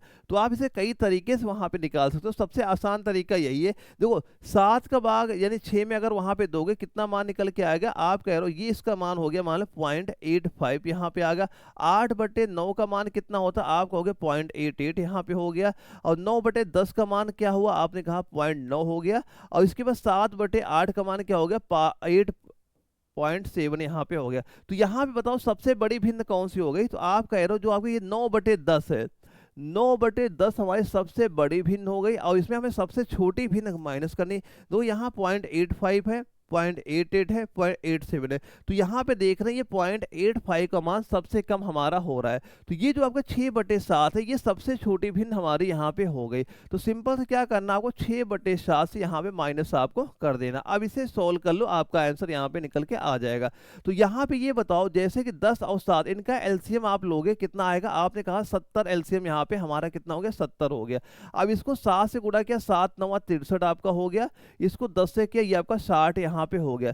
तो बराबर 63 और 60 माइनस कर दिया, कितना हो गया, 3/70 आपका यहाँ पे हो गया। और यही आपका क्या हो जाएगा, सबसे बड़ी भिन्न और सबसे छोटी भिन्न का अंतर यहाँ पे आपका हो जाएगा। कितना बताओगे, 3/70, यानी ऑप्शन नंबर डी हमारा राइट आंसर इस क्वेश्चन का आपका यहाँ पे हो जाता है। बस सवाल में जैसा जो चीज आपको दी जा रही वैसे आप लिखते जाइए, आप इनके आंसर आसानी से वहां पे निकाल सकते हैं। अगला क्वेश्चन हम लोग मैथ का देखते हैं, जो कि आपका जबलपुर एआर में पूछा गया कि वह सबसे छोटी संख्या, देखो जहां पे ये छोटी वर्ड वहां पे लग जाए तो जो संख्याएं आपको दी जाएंगी उसका सीधा सीधा आप वहां पे एलसीएम आप निकाल लेना। क्या दिया जा रहा है, वह सबसे छोटी संख्या जो पूर्ण वर्ग हो तथा 10 12 15 और 18 से विभाज्य वहां पे हो। तो बताओ कौन संख्या वहां पे हो जाएगी। तो सीधा सीधा क्या करना है, 10 12 15 18 का आप एलसीएम वहां पे लो। अब इस एलसीएम जो भी आपका वहां पे निकल के आता है उसको तब तक आगे बढ़ाते जाओ, यानी संख्याओं से गुणा करते जाओ जब तक कि कोई भी आपको क्या ना मिल जाए, पूर्ण वर्ग वहां पे ना, कोई वर्ग संख्या आपको देखने को वहां पे ना मिल जाए। तो यहाँ पे संख्या क्या दी जा रही है, एक मान लो दी गई आपको 10 यहाँ पे लिखी है, एक आपकी 12 है, एक आपकी यहाँ 15 है, एक आपकी 18 है। तो इन तीनों संख्याओं को पहले निकालो, क्या एलसीएम आप निकालो। एलसीएम भी मैंने बता रखे कई तरीके होते, चाहे गुणनखंड भी से निकालो, चाहे अलग अलग इनके फैक्टर यहाँ पे कर लो। देखो 10 को हम क्या लिख सकते हैं, 2 × 5 हम इसे लिख सकते हैं। 12 को क्या लिख सकते हैं, 2 × 2 × इसे हम 3 लिख सकते हैं। 15 को क्या लिख सकते हैं, 3 × 5 आप लिख सकते हो। 18 को क्या लिखोगे आप यहाँ पे, 2 × 3 × 3 आपको यहाँ पे 18 हम लोग लिख देते हैं। अब यहाँ पे एलसीएम निकालो कितना यहाँ पे हो जाता है। देखो सबसे पहले क्या लिखना है कि जो वो संख्या लो, जैसे हम अगर 2 लेते हैं, 2 सबसे ज्यादा किसमें दिख रहा है, हम देख रहे हैं 2 यहाँ, 2 सबसे ज्यादा यहाँ भी दिख रहा है। तो 2 की पावर 2 हमने यहाँ पे ले लिए। अब ये देखो 3 यहाँ पे एक दिखा, 3 सबसे ज्यादा यहाँ पे दिख रहा है। तो हम क्या करेंगे, 2 यहाँ पे 3 ले लेंगे। 2 क्या ले लिया हमने, 3 ले लिया। अब इसके बाद 5 को, 5 केवल एक ही बार यहाँ पे दिख रहा है, किसी में दिख रहा है, हमने क्या लिया, 5 यहाँ पे ले लिया। तो ये हमारा क्या निकल के आ जाएगा, एलसीएम आपका निकल के आ जाएगा। इन संख्याओं को आप सभी को गुणा करो, कितना मान निकल के आ जाएगा, आप कहोगे 180 हमारा निकल के आ गया। अब देखो 180 तो किसी भी संख्या का मान लो वर्ग तो हमारा हो नहीं रहा यहाँ पे। अब हमें इसे तब तक वहां पे उन संख्याओं से गुणा करना है जब तक कोई हमें अगली आपकी वर्ग संख्या वहां पे ना मिल जाए।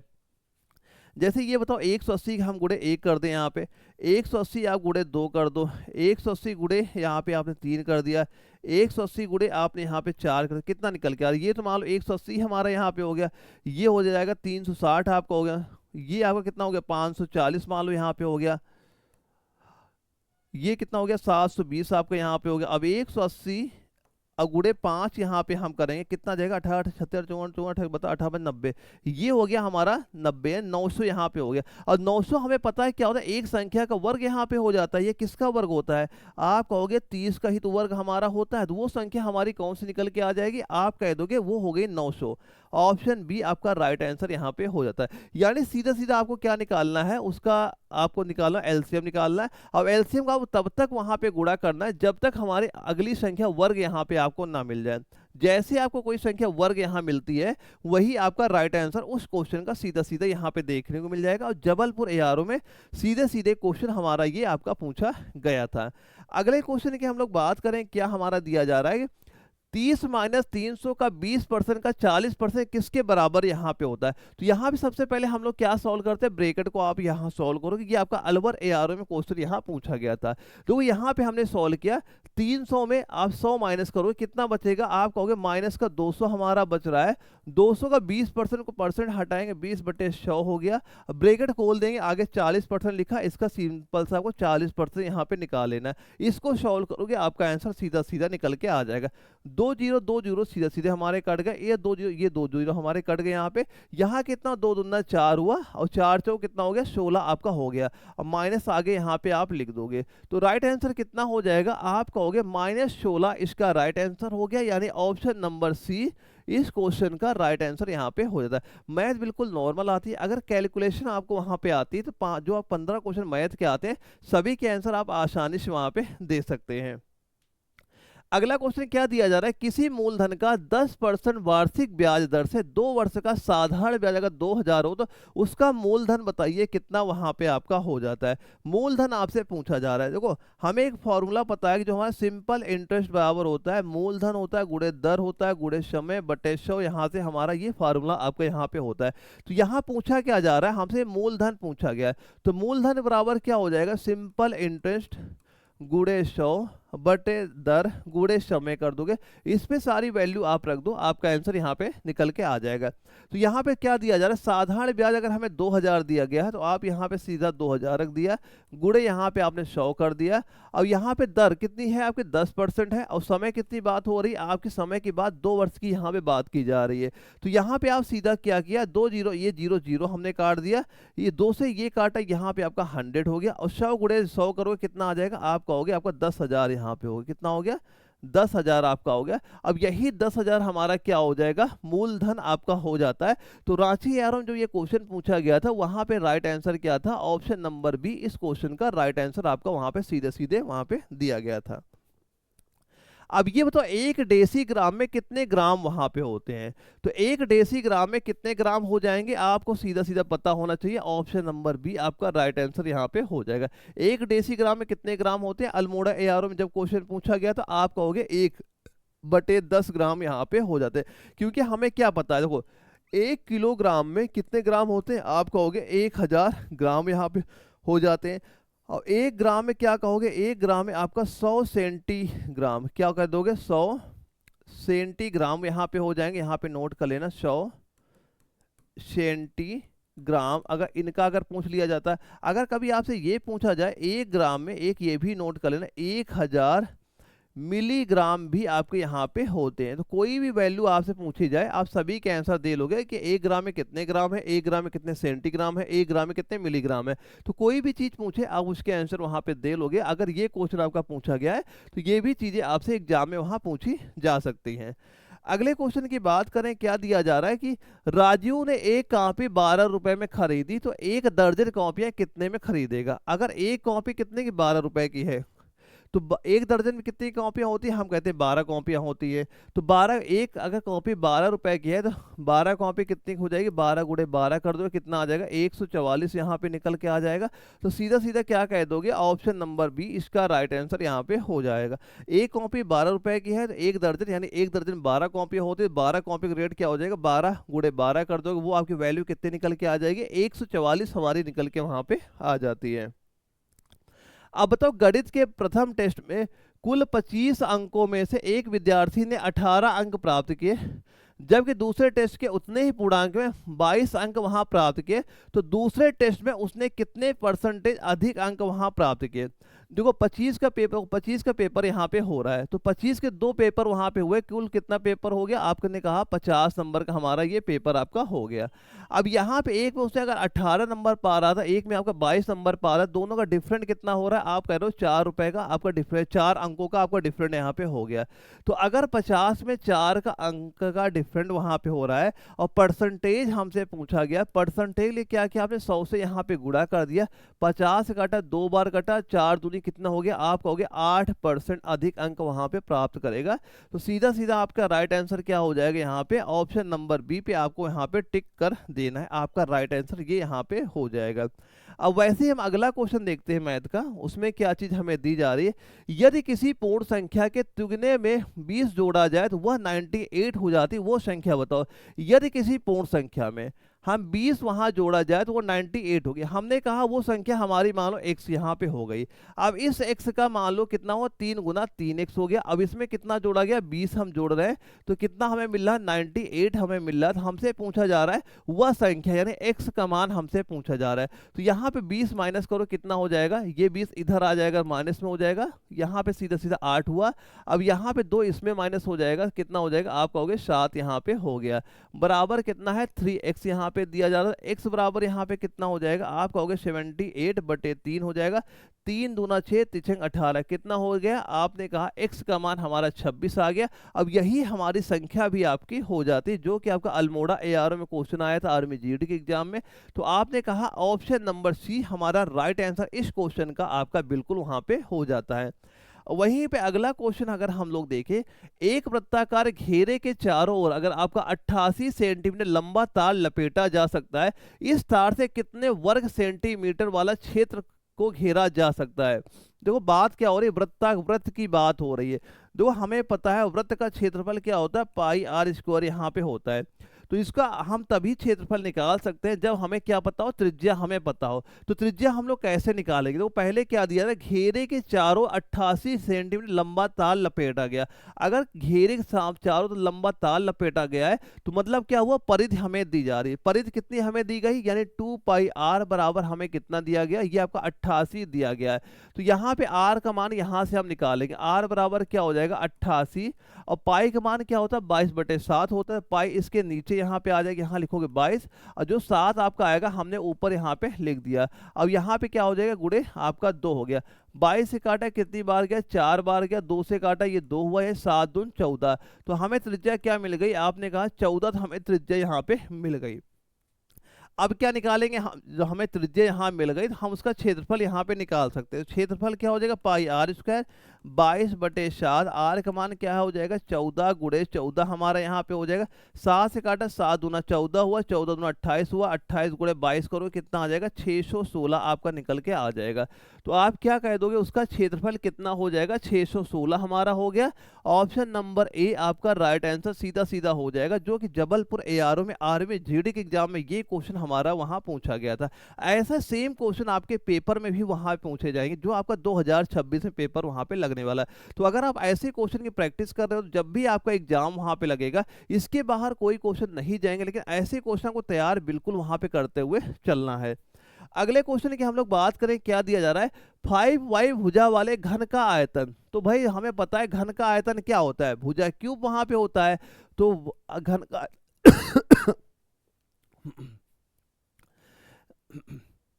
तो घन का आयतन क्या हो गया आपका, भुजा क्यूब यहाँ पे हमारा हो गया। तो यहाँ पे अगर भुजा क्यूब घन का आयतन हो गया, एक भुजा क्या है आपकी 5y दी जा रही है, तो 5y गुणे 5y गुणे 5y ये हो गया। इसका मान कितना है, 5 गुणे 5 25 हुआ, 25 गुणे 125 हो गया, कितना हो गया 125। y गुणे y करो कितना हो जाएगा, y की घात 3 आपका हो गया। तो आप क्या कह दोगे 125 y की घात 3 आपका राइट आंसर यहाँ पे हो जाएगा। ऑप्शन नंबर डी आपका सीधा सीधा राइट आंसर यहाँ पे हो जाएगा। सिलचर ARO में सीधे सीधे क्वेश्चन हमारा ये पूछा गया था। तो ऐसा क्वेश्चन आपके एग्जाम में वहां पे आते हैं और आपको तैयार वहां पे करते हुए चलना है।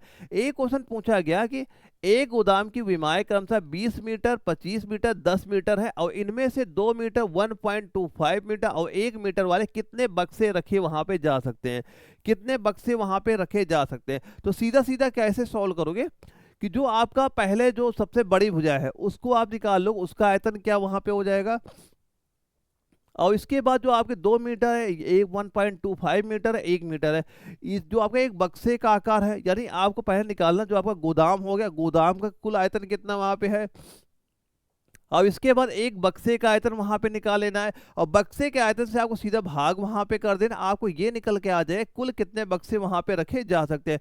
तो गोदाम का आयतन कैसे निकालोगे, लंबाई गुणे चौड़ाई गुणे ऊंचाई। तो यहाँ पे क्या है 20 मीटर 25 मीटर और आपका 10 मीटर, सभी को गुणा कर दो।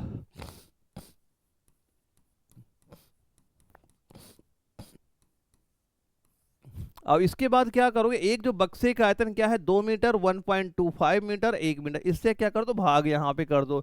2 मीटर इंटू 1.25 मीटर, फिर क्या हो जाएगा इंटू आपका कितना हो जाएगा 1 मीटर। देखो यहाँ पे हम ये दशमलव जैसे ही हटाएंगे क्या हो जाएगा, ऊपर आपने कहा 2 जीरो हमारा ये बढ़ गया। ठीक है, अब इसे सॉल्व करो कितना यहाँ पे हो जाएगा। यहाँ 25 से काटा, ये कितना हो जाएगा, कितनी बार जाएगा, आपने कहा 5 बार यहाँ पे गया। फिर 5 से काटा, 5 5 चौको 20 हमारा हो गया। 2 से काटा, ये आपका 2 दूना 4 हो गया। अब गुणा करो कितना यहाँ पे आपका हो जाएगा, तो ये आपका निकल के आ जाएगा 2000। यानी कितने बक्से वहां पे रखे जा सकते हैं, आप कहोगे जो आपका ये गोदाम है, गोदाम का आयतन से हमने जब इसे भाग किया, अब ये एक बक्से का आयतन निकाल लिया हमने, तो कितना निकल के आएगा, 2000 निकल के आ गया। यानी इस गोदाम में आप 2000 बक्से वहां पे आप रख सकते हो, जो कि आपका अलवर एआरओ में जीडी के एग्जाम में क्वेश्चन वहां पे पूछा गया था। और वैसे ही एक अगला क्वेश्चन हम लोग देखते हैं मैथ का, क्या दिया जा रहा है। दो संख्याएं 3:4 के अनुपात में है, उनका मासा तथा लासा का गुणनफल 2028 है। तो ये बताओ संख्याओं का योगफल हमसे पूछा गया, क्या योगफल उनका वहां पे हो जाता है। तो संख्याएं क्या दी जा रही है, हमने मान ली एक 3x संख्या हो गई, एक हमारी 4x यहाँ पे हो गई। तो एक आपने फार्मूला देखा होगा कि लाशा गुणे पहली संख्या गुणे दूसरी संख्या बराबर लाशा गुणे माशा हमारा यहाँ पे होता है। तो यहाँ पे हम क्या कह सकते हैं कि जो हमारी संख्या है 3x गुणे 4x बराबर क्या होता है, पहली संख्या गुणे दूसरी संख्या, जो उनका जो लाशा मासा का गुणनफल वहां पे होता है वो उसके बराबर वहां पे हो जाता है। और सवाल में यही चीज हमें दी जा रही है कि उनका जो मासा है और लाशा गुणनफल कितना 2028 दिया जा रहा है। और हमसे ये पूछा जा रहा है इन संख्याओं का योगफल। अब इन संख्याओं का योगफल कितना हो जाएगा, हमें पता है 7x यहाँ पे हो जाता है। बस हमें केवल x का मान निकालना है, जो आपका x का मान निकलेगा उसे 7 से गुणा कर देना, आपका आंसर वहां पे आ जाएगा। तो ये 3x गुणे 4x बराबर हमारा दिया जा रहा है 2028 के बराबर दिया जा रहा है। तो ये हो गया 4 तिया 12 x स्क्वायर बराबर 2028 हो गया। तो x स्क्वायर बराबर क्या हो जाएगा, 2028 बटे 12 यहाँ पे हो गया। 4 से काटिए, 4 तिया हमारा ये 12 हो गया। 4 से काटा है, 4 पंचे 20 हो गया, 4 पंचे 20 और सचौक 28 यहाँ पे हो गया। 3 से काटो, 3 एक के 3 जाएगा, फिर यहाँ पे बचे 2 यानी 3 18 3 70 169। यानी अगर एक्स स्क्वायर बराबर 169 है तो एक्स बराबर कितना हो जाएगा, इसका वर्गमूल करोगे 13 का वर्गमूल यहाँ पे निकल के आ जाएगा। अब योग क्या हो जाएगा, 7x अभी बताया था, x का मान कितना हमने निकाला 13, तो 13 से जो 7 गुणा करो कितना आ जाएगा, आप कहोगे 91 निकल के आ जाएगा। 7 गुणे 13 करेंगे 91 आ गया। तो यही 91 हमारा ऑप्शन डी इस क्वेश्चन का राइट आंसर आपका यहाँ पे हो जाता है। क्या बता दोगे, ऑप्शन नंबर डी आपका राइट आंसर यहाँ पे हो गया। अगला क्वेश्चन देखते हैं क्या दिया जा रहा है, 3250 का औसत। तो औसत का फार्मूला होता है कुल पदों का योग बटे पदों की संख्या। इनका योग कितना हो गया, जोड़ लो कितना हो, 50 और 32 कितना हुआ, यहाँ पे 2 हुआ, 5 3 8 82 हुआ, 82। और पदों की संख्या, संख्याएं कितनी, 2 संख्या है, 2 से हम सीधा भाग करेंगे, 2 चौको 8 2 एक के 2, औसत कितना आ जाएगा, आप कहोगे 41 आ गया, जो कि जबलपुर एआरओ में क्वेश्चन आया था। आपने कहा कि ऑप्शन नंबर डी हमारा राइट आंसर इस क्वेश्चन के यहाँ पे हो गया। दोस्तों काउंट करते चलना क्या स्कोर आपका यहाँ पे हो रहा है, बस आपको ये 100 सेट यहाँ पे कंप्लीट करने, जब आपका 26 में एग्जाम वहाँ पे लगने वाला है, वहाँ पे सीधे सीधे क्वेश्चन आपको वहाँ पे देखने को मिल जाएंगे। अगला क्वेश्चन आता है कि 0.33 0.11 का परसेंटेज रूप क्या है। देखो 0.33 बटे 0.11 का परसेंटेज पूछा गया। देखो दशमलव सीधा सीधा हमने हटा दिया, परसेंटेज लेके आ गया, 100 से आप गुणा कर दोगे, यहाँ 11 3 बार गया, तो इसे गुणा करो कितना आ जाएगा, आपका 300 यहाँ पे निकल के आ जाएगा। तो आप सीधा सीधा क्या कह दोगे, ऑप्शन सी इसका राइट आंसर यहाँ पे हो जाता है। मैथ बिल्कुल नॉर्मल आएगी, अगर बेसिक कैलकुलेशन आती है बड़ी आसानी सभी के आंसर आप वहाँ पे दे पाओगे। अगला क्वेश्चन हम लोग बात करते हैं, क्या दिया जा रहा है, 2 बसों में से एक 300 किलोमीटर की यात्रा 15 बटे 2 घंटे में पूरी करती है, तो दूसरी 450 किलोमीटर की यात्रा 10 घंटे में पूरी करती है, उनकी औसत चाल का अनुपात बताओ। तो औसत चाल है, चाल बताओ कितनी हो जाएगी। पहली बस की हम लोग बात करें, 300 किलोमीटर की दूरी आपकी 12 बटे 2 घंटे में तय करती है, तो चाल क्या हो जाएगी, दूरी बटे समय, तो क्या हो गया 300 बटे आपका 15, देखो बटे जो 2 लिखा, 2 हमने ऊपर यहाँ पे लिख दिया। अब इनका रेशियो पूछा जा रहा है। दूसरी की चाल क्या हो जाएगी, 450 बटे हम 10 कर देंगे, कितना कर देंगे 450 बटे यहाँ पे आपने 10 यहाँ पे कर दिया। तो अब इसे सॉल्व करो, आंसर आ जाएगा, 0 0 सीधा सीधा आपने काट दिया यहाँ पे। अब यहाँ पे कितने बार कटेगा, 15 दूना 30, यहाँ पे कितना बचा है 20 बच रहा है यहाँ पे। अब और सॉल्व को कितना हो जाएगा यहाँ पे, 20 गुणे 2 किया, आपका ये 40 हो गया। अनुपात यहाँ कितना लिखा, 45 लिखा। 5 से और काटो, 5 40, 5 9 45। तो इनका रेशियो कितना निकल के आ जाएगा, 8:9 का रेशियो हो जाएगा। यानी ऑप्शन नंबर जो सी यहाँ पे दिया गया है, जो कि आपका रांची एआरओ में क्वेश्चन पूछा गया, ये आपका राइट आंसर यहाँ पे सीधा सीधा बन जाएगा। अब जो यहाँ से हमारे रीजनिंग के क्वेश्चन स्टार्ट हो जाते हैं, 5 क्वेश्चन हमारे रीजनिंग के पेपर में वहाँ पूछे थे।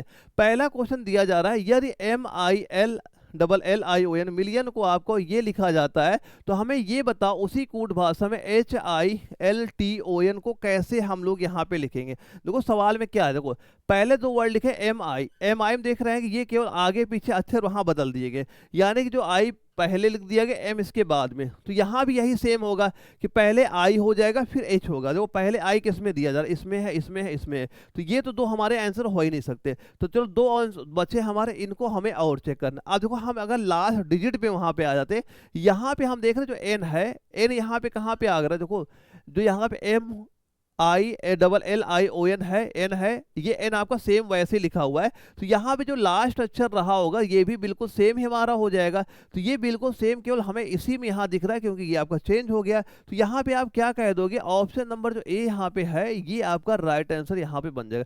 यानी जो संख्या जैसे वहाँ पे चेंज हो रही वैसे आप चेंज करते चलो, आपका आंसर आ जाएगा। और जबलपुर एआरओ में क्वेश्चन पूछेगा, मैथ और रीजनिंग के बिल्कुल फ्री के क्वेश्चन वहाँ पे होते हैं, आप इनको गलती से भी गलत वहाँ पे ना कर दीजिएगा। तो क्या कह दोगे, ऑप्शन ए आपका राइट आंसर यहाँ पे हो गया। अब ये बताओ निम्नलिखित श्रृंखला में क्वेश्चन मार्क जगह यहाँ पे कौन सी संख्या आपकी आएगी। देखो क्या दिया जा रहा है, जैसे एक सीरीज दी गई आपको 240 है, यहाँ पे हमें संख्या भरनी, फिर यहाँ पे आपकी 120 है, फिर आपकी कितनी यहाँ पे एक संख्या 40 लिखी जा रही, फिर आपकी 10 है, फिर 2 है। अब ये बताओ 2 से 10 कैसे आ सकता है। आपने मान लो 5 से गुणा किया, 2 पंचे 10 हो गया। अब 10 से 40 कैसे आ गया, आपने कहा 4 से गुणा हुआ। 40 से 120 कैसे हुआ, आपने कहा 3 से गुणा हुआ। तो ये मान लो यहाँ पे क्या हो जाएगा, आप कहोगे हम 2 से यहाँ गुणा कर दें, कितना आ जाएगा, ये आपका 240 यहाँ पे आ जाएगा। तो अगर यहाँ पे ये मान लो 240 कैसे लिखा, आगे क्या करोगे, आप केवल 1 से यहाँ गुणा कर दो, तो 240 गुणा 1 करोगे तब भी ये संख्या आ जाएगी। तो हम यहाँ पे क्या कहेंगे, कौन संख्या हमारी भरी जा रही है, आप कह दोगे 240। ऑप्शन नंबर ए आपका राइट आंसर यहाँ पे हो जाता है। देख लो ये आपके ही एग्जाम में क्वेश्चन वहाँ पूछे गए थे। अगर आप यहाँ मान लो 35 तक नहीं सही कर, तैयारी काफ़ी आपकी वीक वहाँ पे चल रही है, तो नोट्स जो मैंने आपको दे रखे एक बार जरूर तैयार करना, आपको अगर एग्जाम वहाँ पे क्वालिफाई करना है तो। अब ये बताओ, एक क्वेश्चन दिया जा रहा है कि हर दिन सुबह की सैर के लिए जाता है एक सज नाम का कोई व्यक्ति होगा, वह अपने घर से 15 मीटर उत्तर की ओर जाता है, दाएं मुड़ता है और 27 मीटर चलता है, फिर वह दाएं मुड़ता है और 45 मीटर जाता है, फिर वो बाएं मुड़ता है और 5 मीटर चलकर एक पार्क तक पहुंचता है। तो पार्क उसके घर से किस दिशा में आपका स्थित वहां पे हो जाता है, ये हमसे पूछा जा रहा है। देखो हमने माना, ये हमने एक डायग्राम बना लिया रफली यहाँ पे, इधर हमारा उत्तर दिशा है, इधर दक्षिण है, इधर हमारा पूर्व है और इधर हमारा पश्चिम आपका ये हो गया। ठीक है, उत्तर हो गया, दक्षिण हो गया, पूरा पश्चिम। अब सवाल है जो चीज जैसे दी जा रही वैसे आप लिखते चलो। यानी ये मान लो कोई व्यक्ति है जो चलना स्टार्ट करता है, पहले क्या दिया जा रहा है, वह अपने घर से 15 मीटर उत्तर के, उत्तर ऊपर है, हमने कहा हम 15 मान लो यहां पे गए, आप 15 मीटर उत्तर की ओर जाते हैं, फिर दाएं मुड़ता है, इधर पहुंचे दाएं, यहाँ पे हम मालूम मुड़ गए, दाएं मुड़ता है और 27 मीटर, यहाँ पे दाएं मुड़ा, कितना चला 27 मीटर चलता है, फिर वह दाएं मुड़ता है और 45 मीटर, फिर दाएं मुड़ा 45, इससे ज़्यादा ही चलेगा ना वहाँ पे, क्योंकि ये दूरी क्या होगी आपकी 45 मीटर यहाँ पे हो जाती। फिर वो आपका बाएं मुड़ता है, अब ये बाएं मुड़ेगा, अब बाएं इधर आ जाएगा, बाएं इधर आएगा, तो यहाँ पे क्या हुआ 5 मीटर आपका चलता है, इससे तो कम ही चलोगे यहाँ पे। अब ये पूछा जा रहा है यहाँ पे उसका एक पार्क यहाँ पे हुआ पहुंच गया। अब सवाल में पूछा गया है ये बताओ कि उस पार्क है उसके घर से किस दिशा में, ये मान लो उसका घर यहाँ पे था। अब ये बताओ, ये मान लो यहाँ डायग्राम बनाते हैं, ये कौन सी दिशा यहाँ पे हमारी आती है, तो हमें पता है ये दिशा कैसी हमारी हो जाएगी, ये होती दक्षिण पश्चिम दिशा, तो हमारी है बीच में आपकी, कौन सी है दक्षिण पश्चिम। तो आप क्या कह दोगे, ऑप्शन नंबर सी है दक्षिण पश्चिम, ऑप्शन नंबर सी इसका राइट आंसर यहाँ पे हो जाएगा। ऑप्शन नंबर सी दक्षिण पश्चिम आपका राइट आंसर यहाँ पे हो जाता है। सीधे सीधे आंसर आप यहाँ पे निकाल सकते हैं। अब एक सवाल दिया गया, नीचे नीचे दिए गए 4 विकल्पों से विषम की पहचान करो। गेंडा है, शेर है, बाघ है, भेड़िया। आप यहाँ पे देख रहे हो ये सारे जंगली जानवर होते हैं, केवल जंगल में ही आपके पाए जाते हैं। लेकिन जो भेड़िया होता है ये आपने देखा होगा जो हमारे गाँव में भी आप घूमते हुए वहाँ पे दिख जाते हैं। तो आप वैसे जंगली ये भी आता है, लेकिन ये जंगल में ही नहीं है, यहाँ भी बाहर भी आपके मिल जाते हैं। आप क्या कहोगे? ऑप्शन डी यानी भेड़िया आपका अलग हो जाएगा। अल्मोड़ा एआरओ में क्वेश्चन पूछा गया था, ऑप्शन डी वहां पे राइट आपका माना गया था। तो आप काउंट करते चलना क्या स्कोर यहाँ पे आपका फिलहाल आपका हो रहा है। अब एक सवाल दिया जा रहा है कि ये बताओ अगर पॉइंट फोर को आपका ये संख्या लिखी जाती है तो ये बताओ एक जो 1.21 को हम कौन संख्या का आपका लिखेंगे।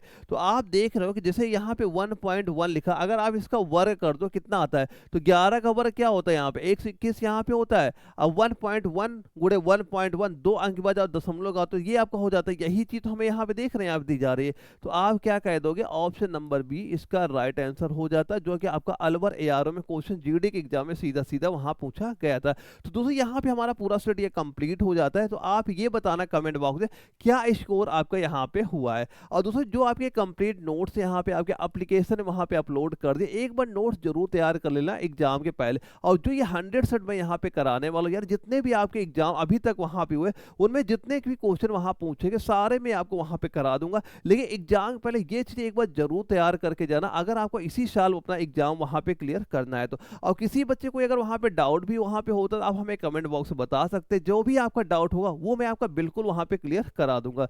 तो ओके दोस्तों, कल हम लोग मिलेंगे 6:30 बजे फिर एक अगली प्रैक्टिस में। तब तक के लिए जय हिंद।